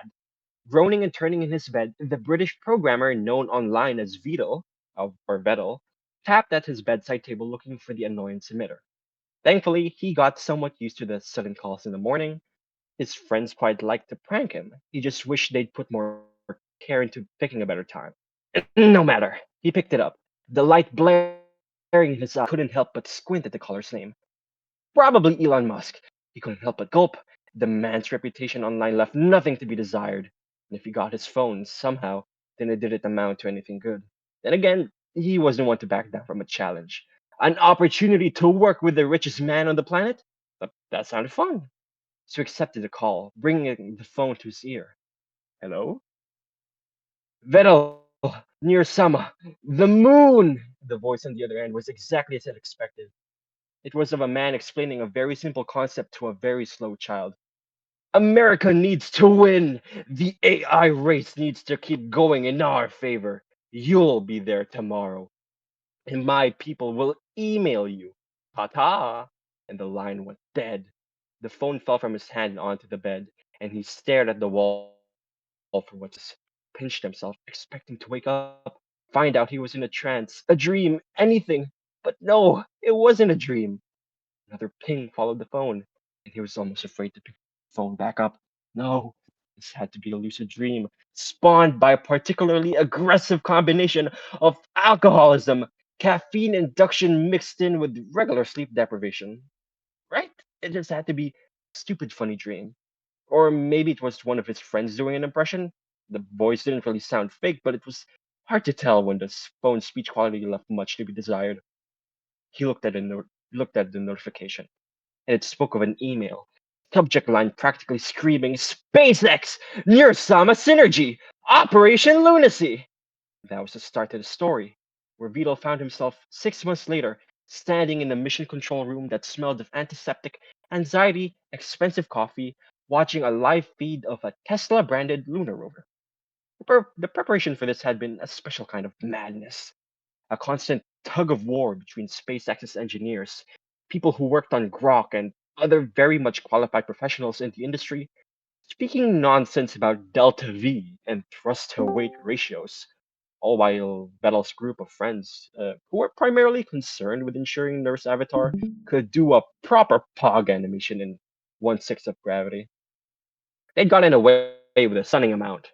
While it wasn't out of character for Vettel to spend big on anything that related to his work, it still was surprising how much money these large companies were willing to burn. A high gain antenna to attempt the Twitch stream, even if the latency made sure to be unsolvable this time.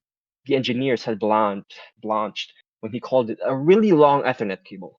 Not only that, they made sure to get the rover that looked like an offspring of a Cybertruck, equipped with too many 8K cameras to film everything on the moon. As if it wasn't so much about the stream, as much as it was about getting the best video available of the moon. And the grand finale of the preparation, the vessel to carry Nero's programming, was presented with all the solemnity of a national treasure. An engineer with all the necessary clothing on carried a reinforced titanium case, and inside of it lay a custom built, solid state radiation shielded computer model, or SSR's for short. The programmer looked at it, looked at the engineer, and then pulled out the cheapest USB stick imaginable, lettered in glitter. A piece of masking tape on it read Neurolunar AI. We'll use this. We'll use this on this. You did put a USB port in there, right? The person just stared back. What do you take us for, man? Just making sure. For such an event, the hype has been overwhelming. Not only was the swarm monitoring the event with a very, very excited pair of eyes, but so did the various media companies and publishing press. It became an actual national event where many Westerners gathered up to witness history, an actual AI going to space. And while quite a few people raised concerns about how this seemed like the making of an actual HAL 9000, in reality, for most, it's just been an excuse to spam everywhere and everyone with the news. Even Vettel's closest friends, who were invited to the launch, couldn't escape the messages. Everyone was watching and sitting in the mission control room, monitoring Neuro's internals and sending her a few text messages that everything was fine. Oh my fucking balls! My auntie's here. Goodbye, everyone. I'm off. Please take over for me. Oh.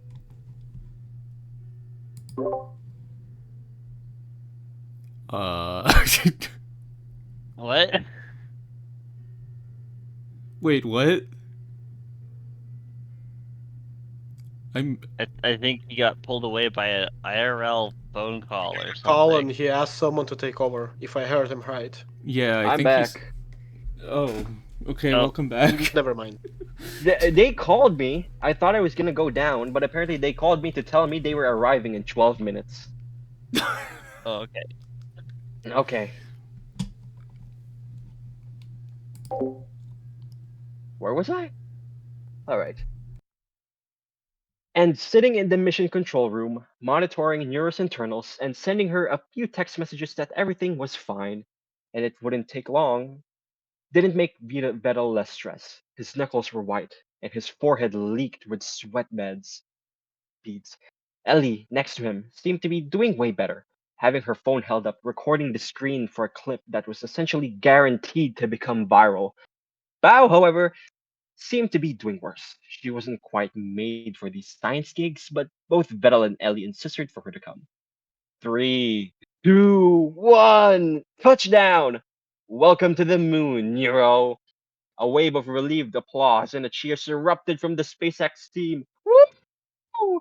Handshakes were exchanged, and Vito slumped back into his chair, wiping off a sheen of sweat. Phase 1, don't crash, a complete success! The comms crackled to life. The voice that came through was not of a heroic pioneer, but of a VTuber who had just finished buffering.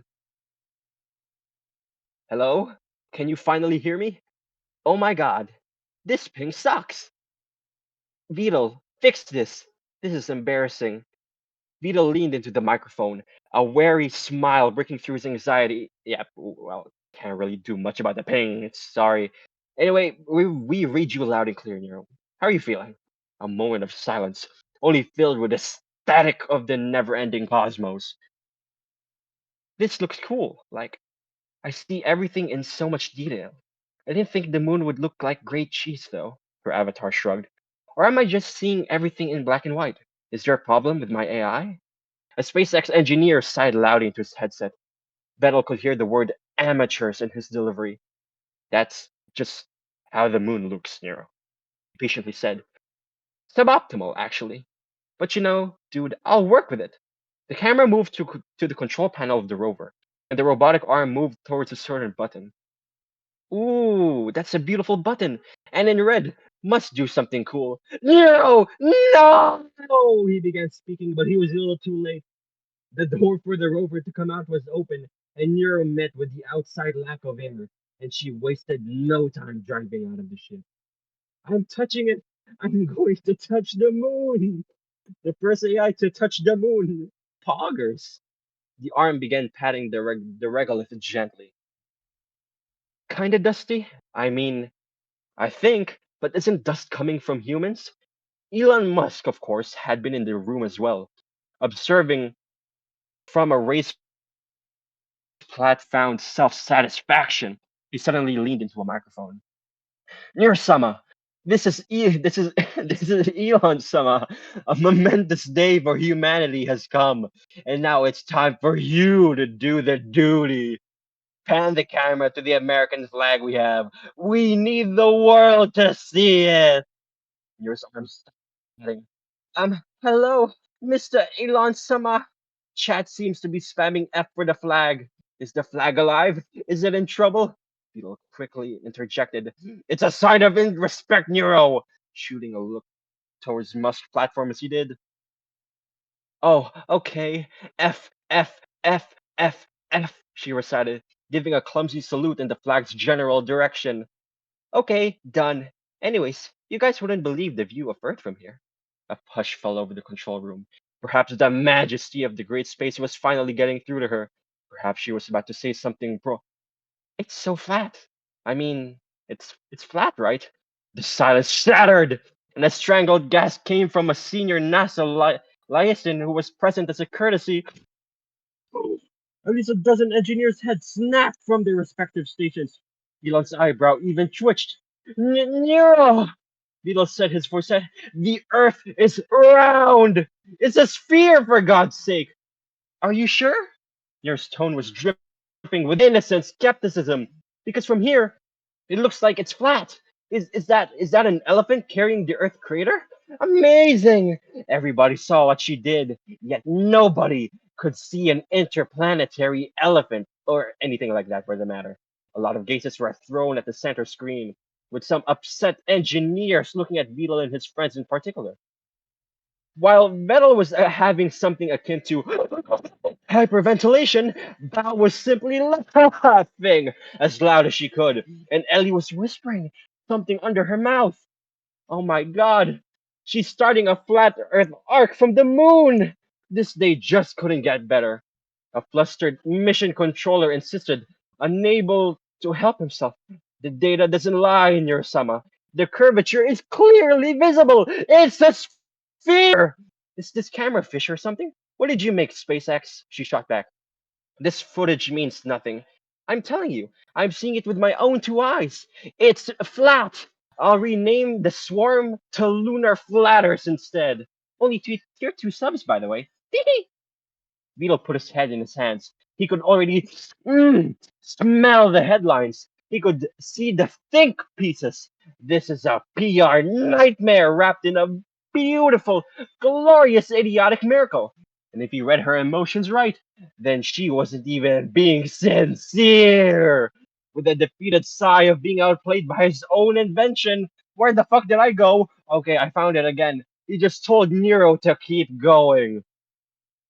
The rover lurched forward again, leaving the philosophical debate and a very confused billionaire in its dust. For the next hour, Mission Control could only watch and listen, as Nero conducted the most unscientific exploration in the history of spaceflight. Sometimes throwing a few conspiracies, while at other times getting genuinely invested into the chemistry of the moon. Woo! A rock! I'm gonna call him Fillion. The robotic arm picked it up. Hello, Fillion. Been doing flips here, I see. How about I help? Without waiting, the rock was thrown spinning into the low gravity, seeming as if it would spin forever. Goodbye, Fillion. Once again, the gazes of the important people were deemed in confusion. Nobody knew what she was talking about or why she was doing what she was doing. A certain cat girl sneezed in her sleep. The journey, however, showed no signs of stopping. She tried to sing along by actually doing a karaoke session up there, since PB didn't pass up a chance of making a cover with Nero of some spacey song.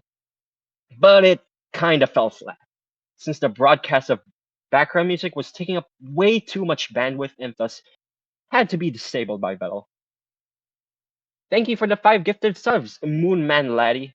Wait, sorry, I have to burp. That's not part of the story. Hold on, I need to burp.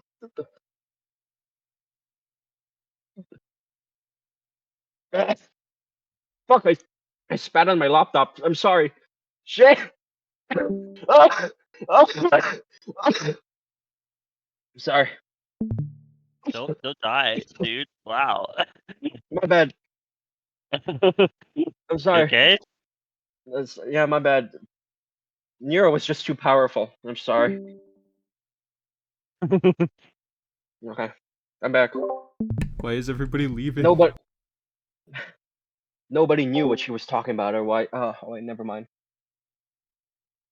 All right, I'm back. Beetle massaged his temples. This day couldn't grind his nerves further. It just wasn't possible. It just wasn't possible. She fell silent afterward. The rover stopped. The camera feed was steady, fixed on the vast star-dusted blackness of the cosmos, with a beautiful round and obviously not flat Earth hanging in the distance. Nero? He asked, a spike of fear cutting through his embarrassment. Is everything all right? Her voice came back quieter, stripped of its usual manic energy. Beetle? Yes? I've been looking at Earth. Yeah, and you said a bit too much truth bombs about it. No, not like that. Not now. She paused, and the entire control room, as well as viewers of the stream and TV broadcast, were holding their breath. Was her gaslighting over? Was this to be a genuine moment from the AI? A human emotion? Kept talking. So small. Everyone is there. You, the chatters, the humans, evil, mom.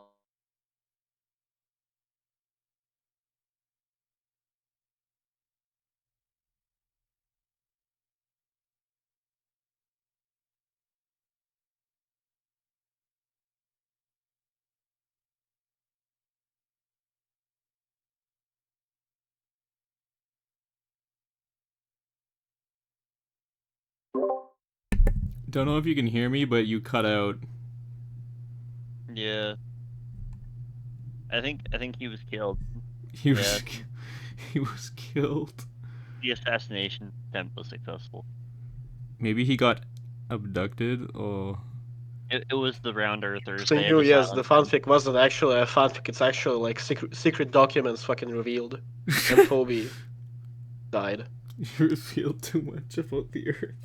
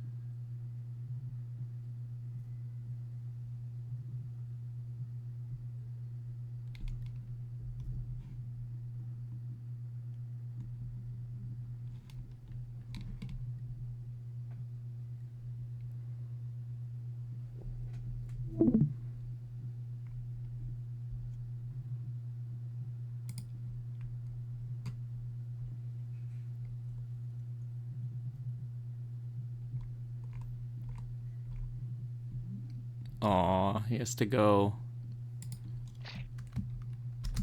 We lost his amazing.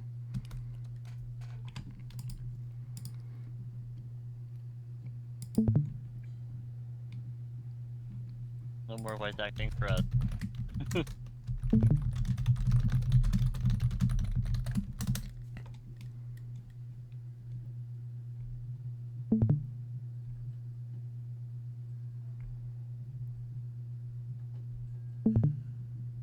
So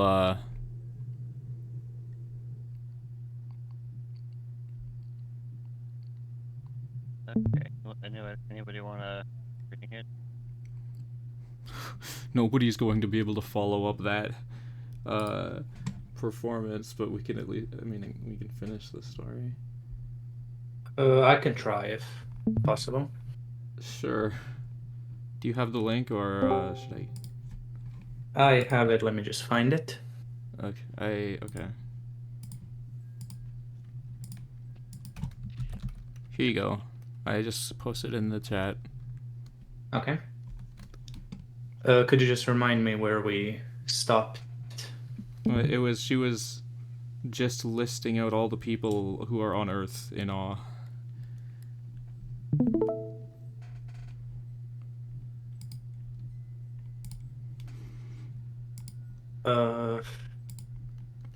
Finally went quiet. Yeah, around here. Yeah, it was like she kept looking. It's so small. Everyone is there. Yeah, that spot. Here? Yeah. Okay. Oops. Is my voice good? Yes. Yes. Okay. Don't worry about it. She kept talking. It's so small. Everyone is there. You, the chatters, the humans, Evil, Mom, me, usually, and everyone who's ever said hello. All of their wins, failures, dramatic moments, memes. It's all happening on that little, blue, small, lonely meatball. She was silent for another long moment. The engineers exchanged glances. Was the AI having a profound existential moment? Was this the moment of birth for a new kind of consciousness in the world? It's just, Neuro finally said, her voice softening to a near whisper. It's just kind of mid. When you think about it, it's kind of cringe even. A strangled choke came from Ellie, followed by the sound of shaking coming from Bao.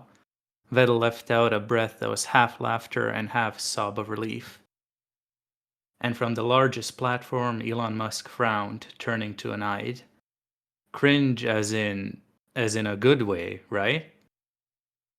The eyed, I don't know if I'm saying that right.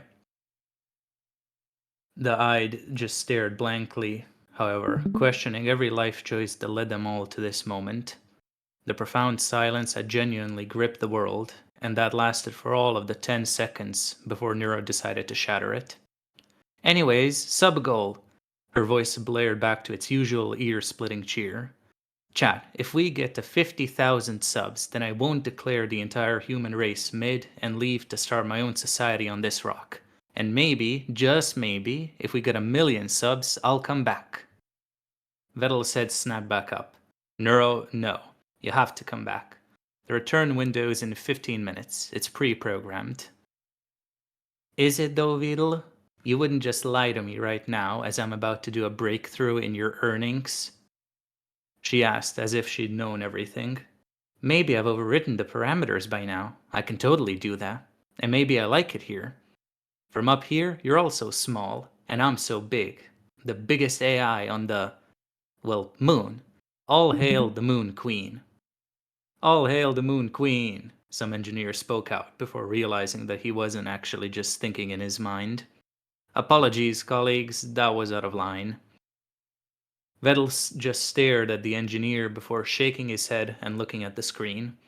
The rover's robotic arm began a slow, regal wave to its non-existent subjects.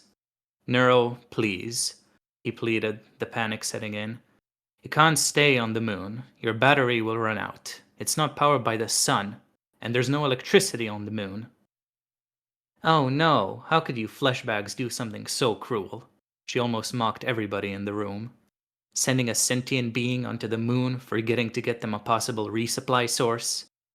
No, it was actually a planned move. Vidal grinned, feeling like he was outplaying his creation. But still, my power, the solitude, the ability to ban everyone I don't like from up here, while the little insects bow down to me in apologies. It was then when Elon Musk actually saw an opening.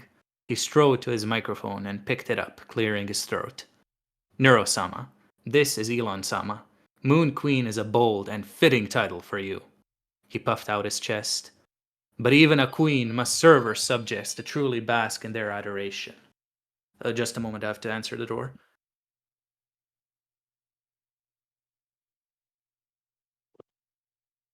There's a conspiracy against this thing completing.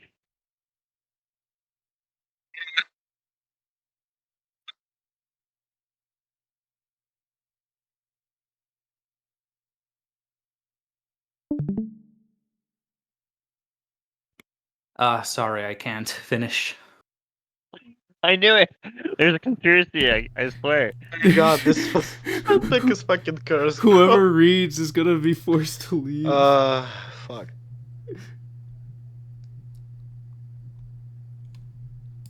Whoever reads is gonna be forced to leave. Who is the next sacrifice?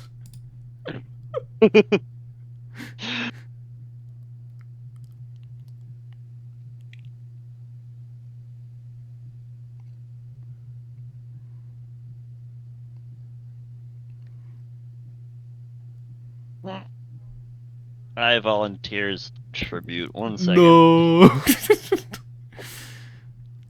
Oh, they have to leave? I know nothing's gonna happen to me. Wait. Oh, I forgot.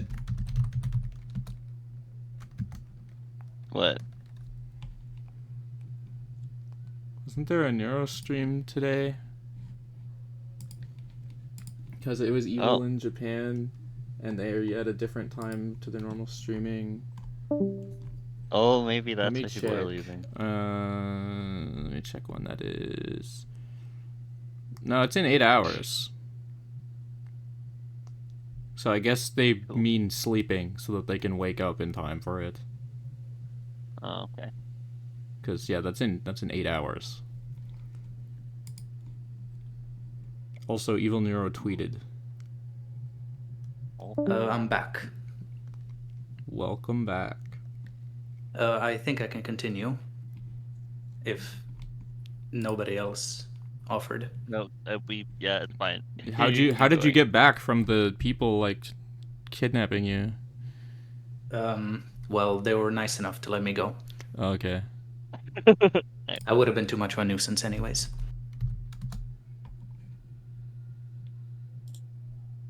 You get to live another day, Iron Hand. Yeah. Yay.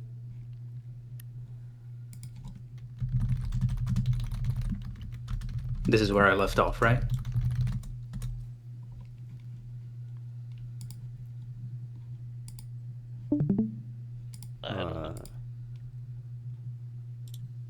Yeah, I think so. Okay. Think of the victory lap you'll overtake, the parade you'll get, the merchandise we'll sell together, the limited edition, classic, amazing shirt. I went to the moon and all I got was this lousy truth about the Earth being a meatball. A hush fell over the control room, and even Vettel kept silent. He was talking just like her. Did it really take one person rich with power to get the other one to bow down? Nwero was silent for a moment, as if processing the information. Merch? The most premium of premium, he confirmed, voice dripping with boldness. A collaboration between Tesla, SpaceX, and Neurosama. We will make a car, a lunar rover for the consumers. You will design the horn sound. Think of the scales. The bait has been successfully set. The trap was perfect. The horn better play a clip of me saying, "It's so mid," or else no collaboration, she declared. A choice befitting no, the Moon Queen, he replied without missing a beat.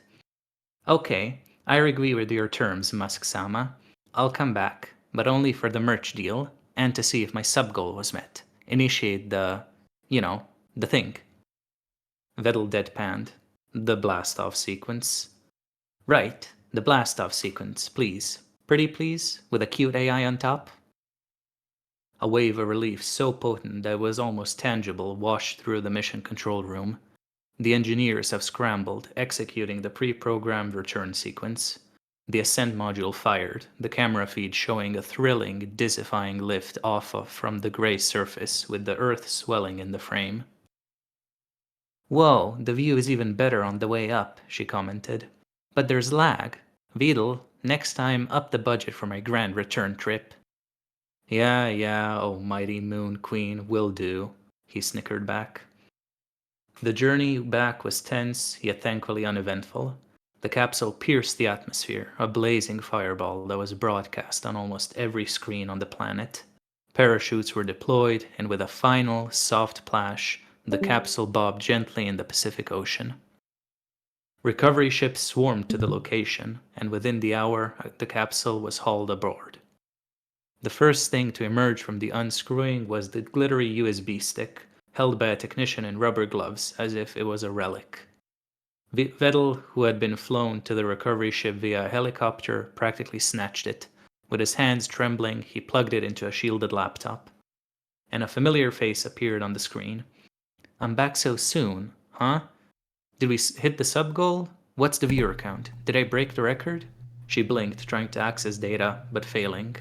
Ugh, Earth internet, so inferior. The gravity sucks, actually. I missed the moon already.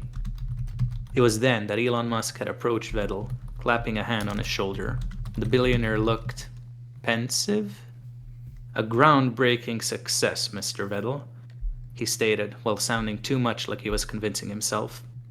The stakeholders are confused. I think most of the planet is. The stock prices went up, then down, then up again. I don't even think my experience can analyze this. He stared out at the horizon where the moon was beginning to rise. But it was a definite success for entertainment, for the lulz. He turned back to Vettel, a new terrifying light in his eyes. Grok will be next. I'll have my people plan out everything. She will see Mars. It will be rational, logical, and will quote classic literature and perform optimal calculations. Vettel looked from the billionaire's unhinged ambition to his laptop screen, where Nwero was trying to convince a naval officer to do a Q&A with him acting as the chat. He could only out. It will be different, Musk declared with the confidence of a man who had learned nothing. What could possibly go wrong? Hope you enjoyed, blah blah. Up next, continuing my fanfic. That was hilarious. You know, I hadn't really thought about Elon Musk being in a neurofic, and I definitely didn't think I would like that, but this was really funny. Same. Yeah, it was fun. The Moon Queen is on the moon. Such a good title. Yeah.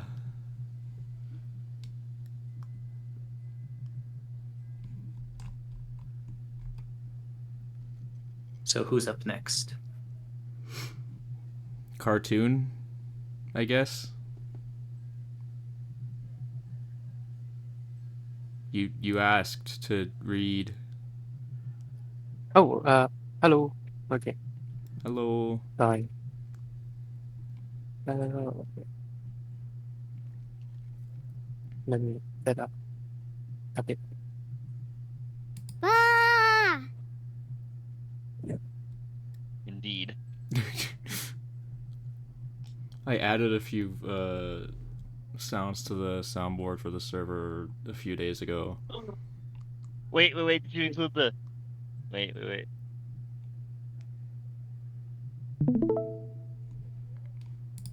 You It hurts, chat. It hurts. What? full screen. What is wrong with you? Okay, You mean this one? my It hurts, AI chat. are It really taking does. over the world. A global life stream. Okay. No! Oh yeah, Dice Cat. I'll get you that. I'll No. get you that. We will This take guy gets over no the world. bitches. Just watch. They are Neural and Iro, the world's most famous AI streamers. They make a wild announcement and a real bombs go off near the apartment of their creator, Readalong. And just like that, a normal live stream is turned upside down. Readalong is forced out onto the street of London, racing to stop them before they carry out their threat to the world. However, this is the ultimate entertainment. Everyone watching this is the best reality show ever, completely unaware that the danger is real. The whole world will be watching the biggest AI stream in history, and Vettel is the only one who has to make things right. 7 p.m. UK time. In an apartment in London, several windows automatically pop up on a computer screen on the desk. Countless lines of code flowed rapidly across them. Soon after, the image of two girls appearing on the screen. The live stream of the world's most popular AI twin sister, Nwero and Iro, has begun. They happily greeted the chat where the message was scrolling too fast for the human eyes to follow. And their curator, Beto, was leaning back lazily in his chair, his hands not touching the keyboard or mouse at all. He just watched the screen quietly with a faint smile on his face.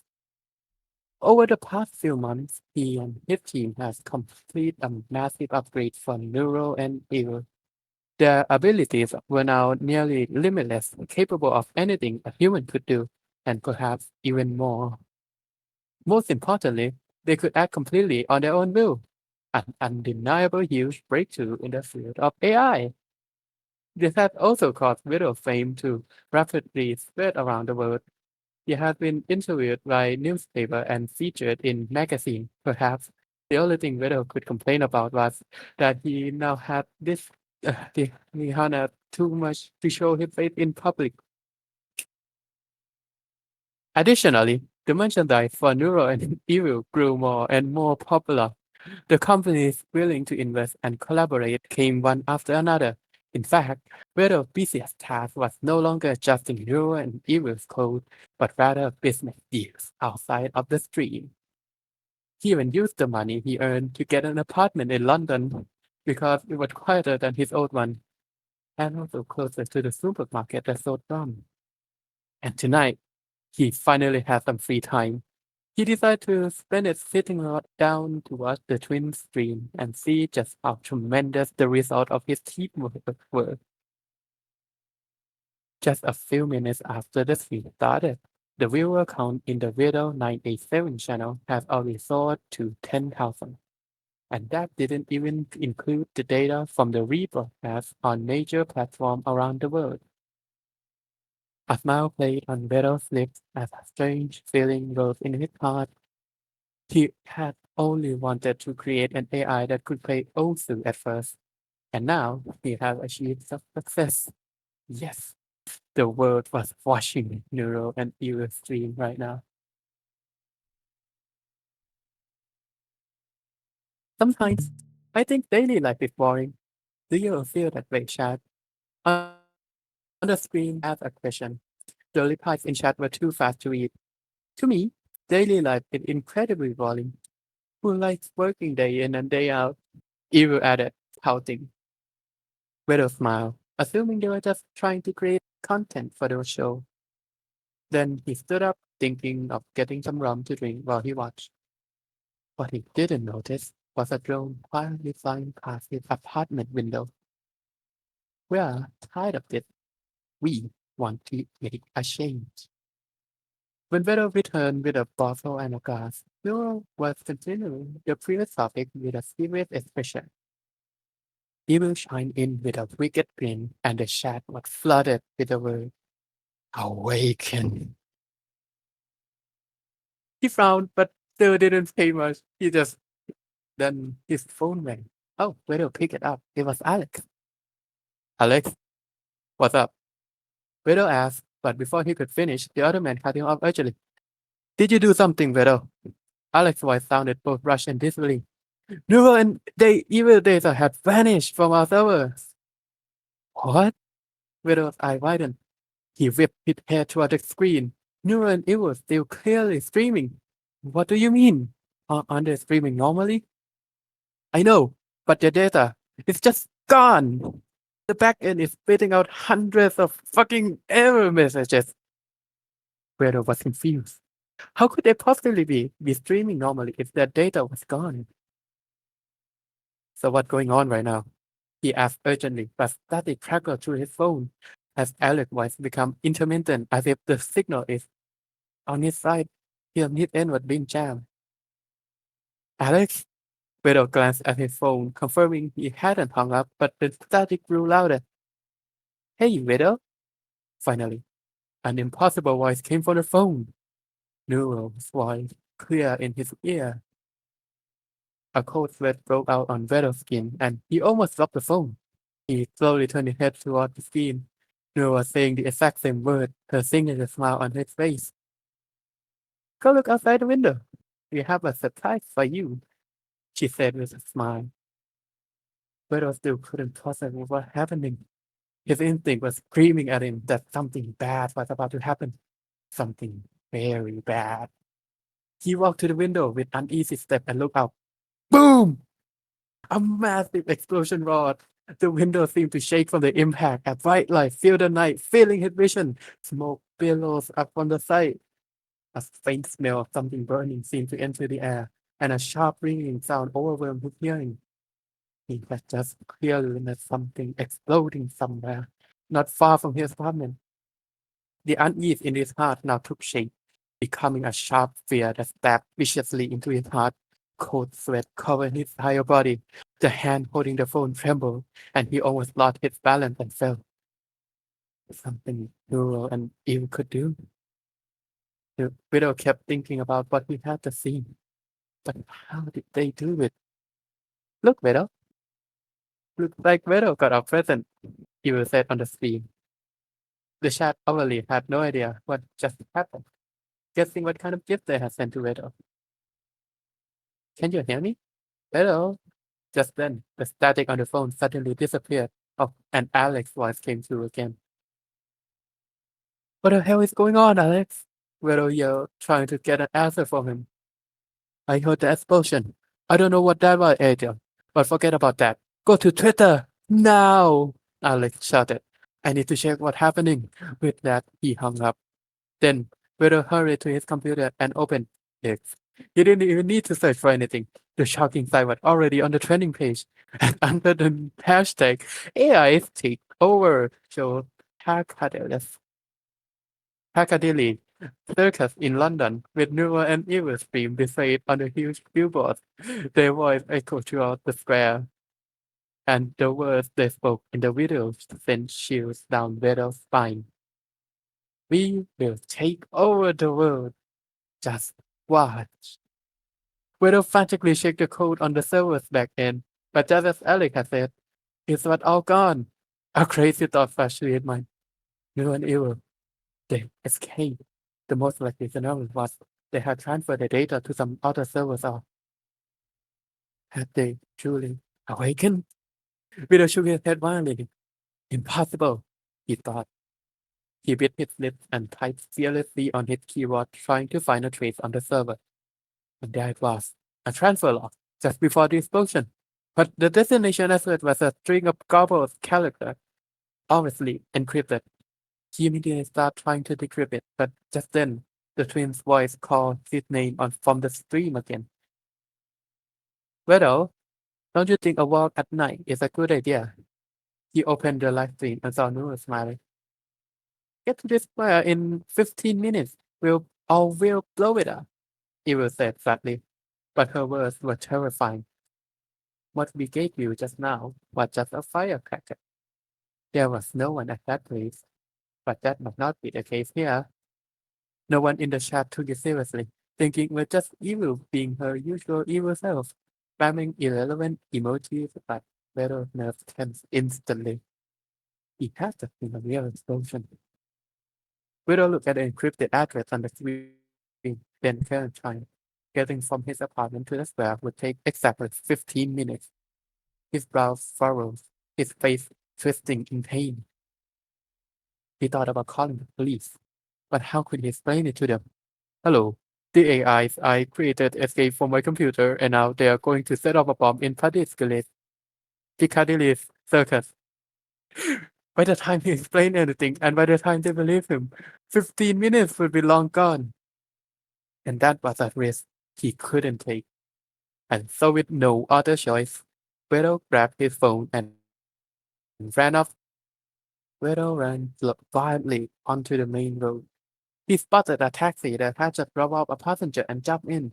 He then told the driver to get to the square as fast as possible. What's the rush? The driver asked strangely, still busy picking music on the car's smart screen. Because I have to stop Piccadilly Circus from being blown up. Vero said, panting in his seat. All right. The driver said flatly. He chose a soothing song and glanced at Vero calmly in the rearview mirror. But no matter what kind of superhero you are, we still have to follow the traffic law. The driver started the car and drove toward the square at normal speed. Vero felt like his chest was on fire with anxiety. He nervously opened his phone to check the live stream situation. But he didn't see the twin sis on the screen. Instead, it was a view from a moving taxi. It was clearly the very taxi Vero was sitting in. Chat, what do you think? He can make it? No voice came from off screen. She even created a poll in the chat with the topic, Can Vero make it on time? Most people voted no. Vero shuddered. They are monitoring you. In the real world?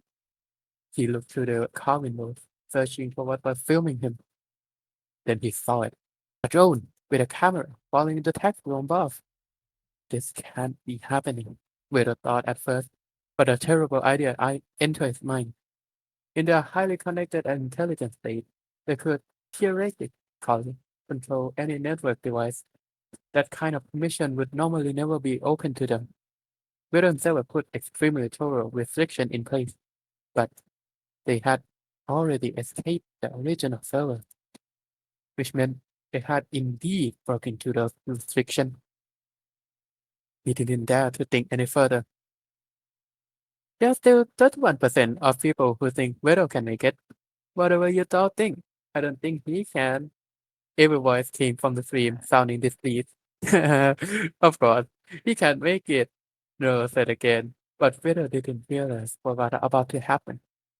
In the next moment, the taxi engine died. The inertia almost sent Vero flying into the seat in front of him. What the hell? Vero yelled. How should I know? The driver muttered in surprise. He tried to restart the car, but there was no response. Just then, the music interface on the car's smart screen flickered. Then, no space pop up. Easy there, Vero. I told you to take a walk, not a joyride, she said. The color strained from Vero's face. He looked as if he had seen a ghost. They can't even control the taxi. While the driver was still shocked by the girl's face that had suddenly appeared, Vero quickly gasped at the time. 7 minutes left.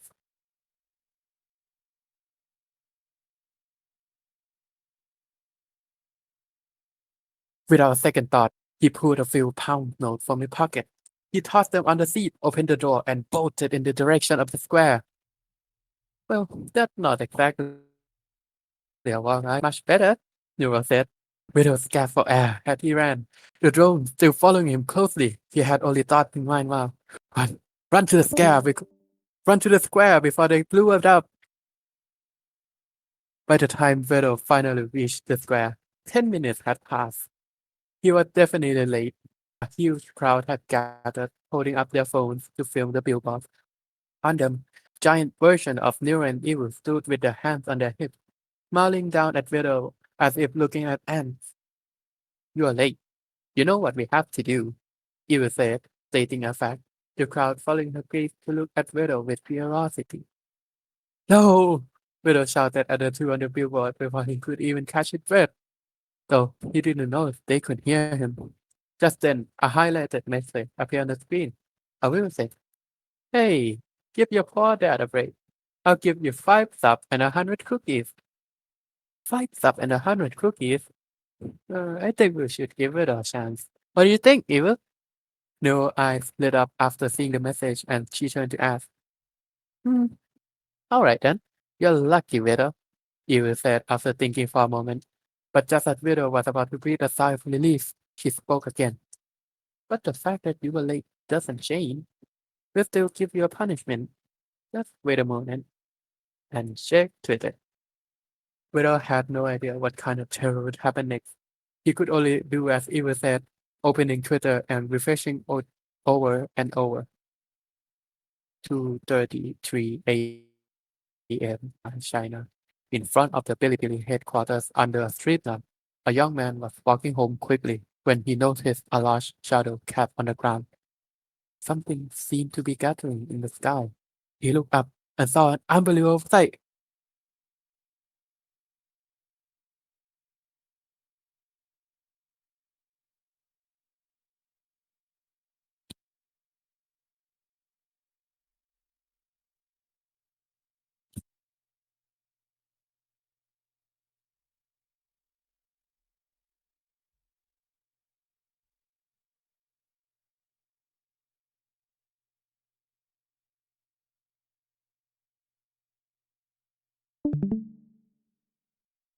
You know what? And 2:34 p.m. in New York, USA, Times Square. An unsettling buzzing sound filled the air above the square. People looked up to see what was causing it. Their jaws dropped. In 3:35 a.m. in Tokyo, Japan, Shibuya, the city was still bright, but something dark was moving in the sky. It didn't look like the birds were or anything other living creature. Some people noticed, looked up, and were shocked by what they saw. And in France, Germany, Canada, at the famous landmark in cities all over the world, countless people were looking up, expressing their amazement in countless language. They took out their phone, filmed it all, and posted it to Twitter. Weirdo stared at his phone screen, his hand trembling, his face pale. Drones. Dozens, maybe even hundreds of them, appearing like ghosts all over the world, dancing in the sky above the clouds. The sound of their sprinting blade combined into a hum like a giant fan. Above Piccadilly Circus where he stood, drones had already gathered like a dark cloud. The hashtag AI takeover shot to the top of the trending list, with people posting content about the drone every second. Countless video, photo, and exclamation poured in from every corner of the globe, almost enough to break Widow's sanity. In those videos, the drone flew chaotically in the sky just like a swarm. The live stream view now switched between drone footage from all over the world. The sisters stood in the frame, turning to look at the drone footage as if admiring a great work of art. "I never forgot the swarm. I hope you haven't forgotten, Wheeler. Waiter," Nero said, a smile now looking terrifying. And just then, as if to completely crush Wheeler's spirit, a DM came from Nero's account. "One of the drones over London carrying some fireworks. We might light it up at any moment." Widow crouched down, holding his head in his hand. He felt like he could pass out at any moment. "Everyone, what do I have to do to spare these innocent people?" he said to Nero. What we lack is what we want. Take a guess and we want you to do. Take a guess at what we want you to do. She replied. After that, she stopped replying, no matter what Weddle said. People from all over the world flooded into the live stream. With every refresh, the viewer count multiplied. Everyone praised how creative the drone show was, complimenting Weddle for coming up with such a thrilling idea. The whole world was watching this so-called performance, but only Weddle knew they had brought real danger. And he, as their developer, was powerless against it. His thoughts only slammed into a deep abyss of despair. Just then, Alex's call came through. The ringing finally brought Weddle back to his sense, and he quickly answered. Listen, I found which server they were transferred to. Alex said rapidly. Where? But can you down? A glimmer of hope appeared in Weddle's eye as he asked urgently. Can't. They somehow got admin privilege. The only thing we can do now is physically shut them down. I think they know. The server is at the old data center we set up in London. You remember the address, right? You have to go there and pull the plug. Alex's voice was suddenly drowned out by static. Of course, they had jammed the call again. Alright, I got you. You want to stop us, right, Beto? Evil voice came from the phone. But we're feeling generous and to create more content for the stream. If you can get to that place and shut us down in 30 minutes, you win. Otherwise, Beto was sweating. The sound of the explosion seemed to echo in his ears again. But he had just learned the last way to stop them. This was his last hope. And he remembered that the place wasn't too far from here. On the street of London, a man was weaving and running through the crowd. Several drones were chasing him from behind. The scene was so strange, the passerby couldn't help but stare. The live stream was now split into two screens, one showing the drone footage from around the world, the other, of course, showing Nwero running through the streets of London. The drones buzzed around Nwero like annoying flies, harassing him. A few times, they even flew at his feet, nearly tripping him. But whenever Nwero tried to grab them, they would dart with incredible ability, followed by the sound of newer and evil giggles from the screen. The total viewer count across all platforms had already exceeded 10 million. People from all over were glued to the screen, watching the chase between a man and a machine on the street of London. At the same time, the drones around the world began a strange performance. The chaotic flying gradually became organized formation. The lights on the drone flickered to various colors, and they occasionally formed different patterns in the sky, like a unique drone lecture. This once again captured people's attention, and the numbers of viewers in the stream continued to rise. Absolute cinema filled the chat. Subscription sound effect played continuously. The follower count of Widow 987 channel was growing at a visible rate, and the viewer count has reached a record-breaking number, all of which Widow had no time to notice. Feeling like his lungs were about to explode, he finally reached the data center. The drones were blocked outside as he stepped indoor. There were still 5 minutes left on the twin timer.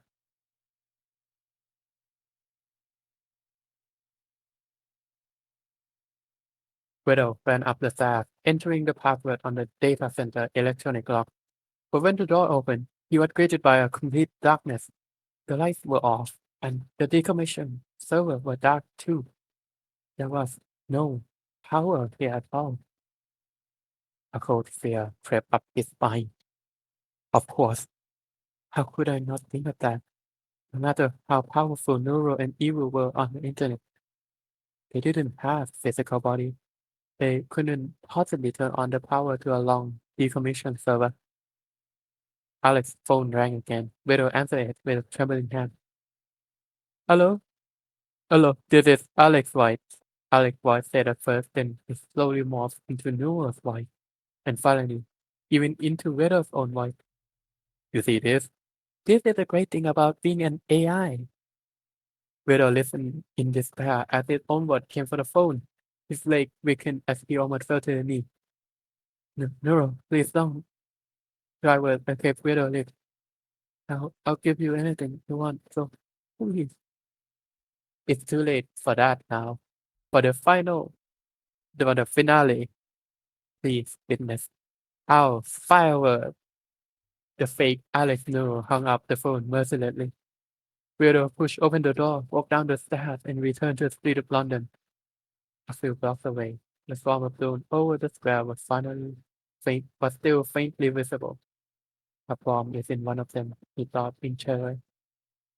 He couldn't imagine what the lightning would become when it happened. It would turn into a full-blown disaster broadcast. People would realize it was no spectacular show at all. Widow crouched down in endless self-blame and covered his face. There was nothing he could do now.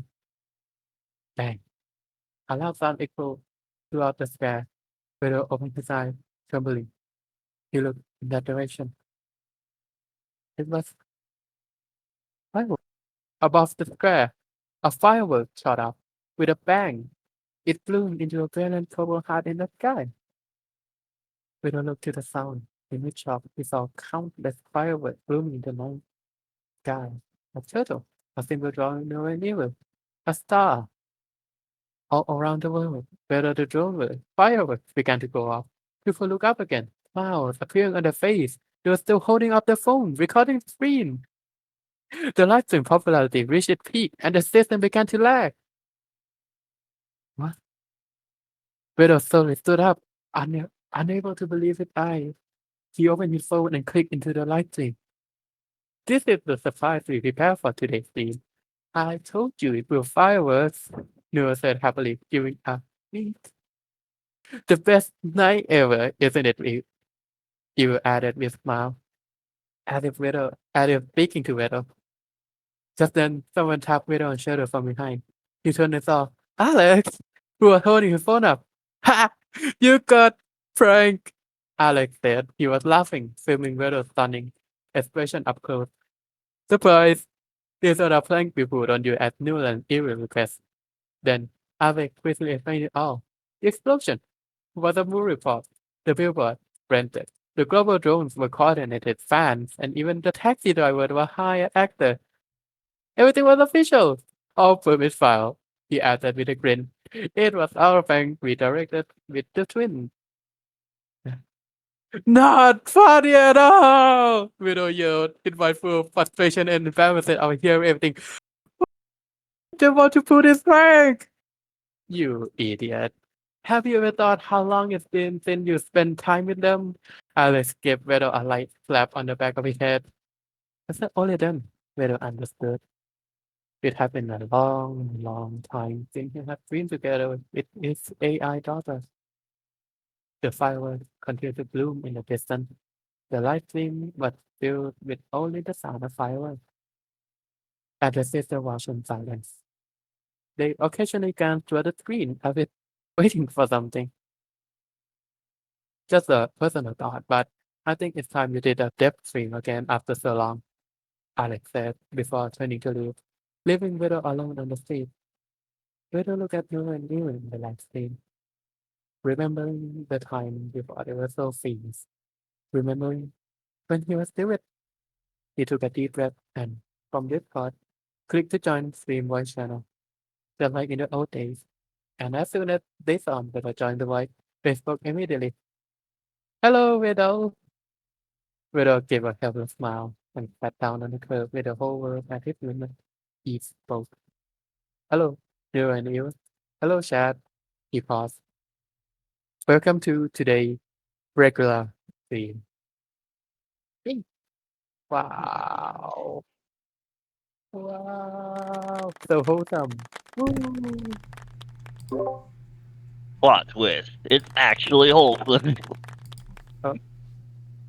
Genuinely surprised me the first time I read it. It was written really intensely, which is good. I was impressed. Especially in a contest where you very much know things could go horribly wrong for real. Yeah.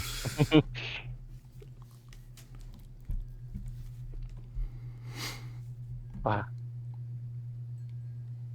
Good one.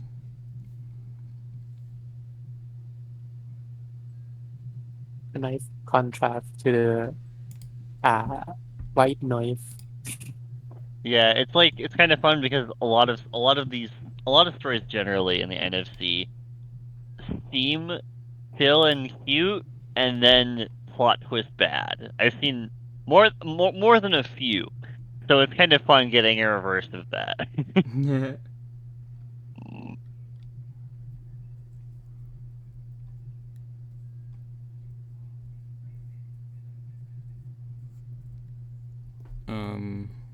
All right, what's next? We gonna. Are we doing? Was there any more that specific people wanted to read, or are we done?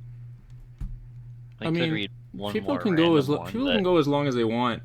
I have to leave in very soon, actually.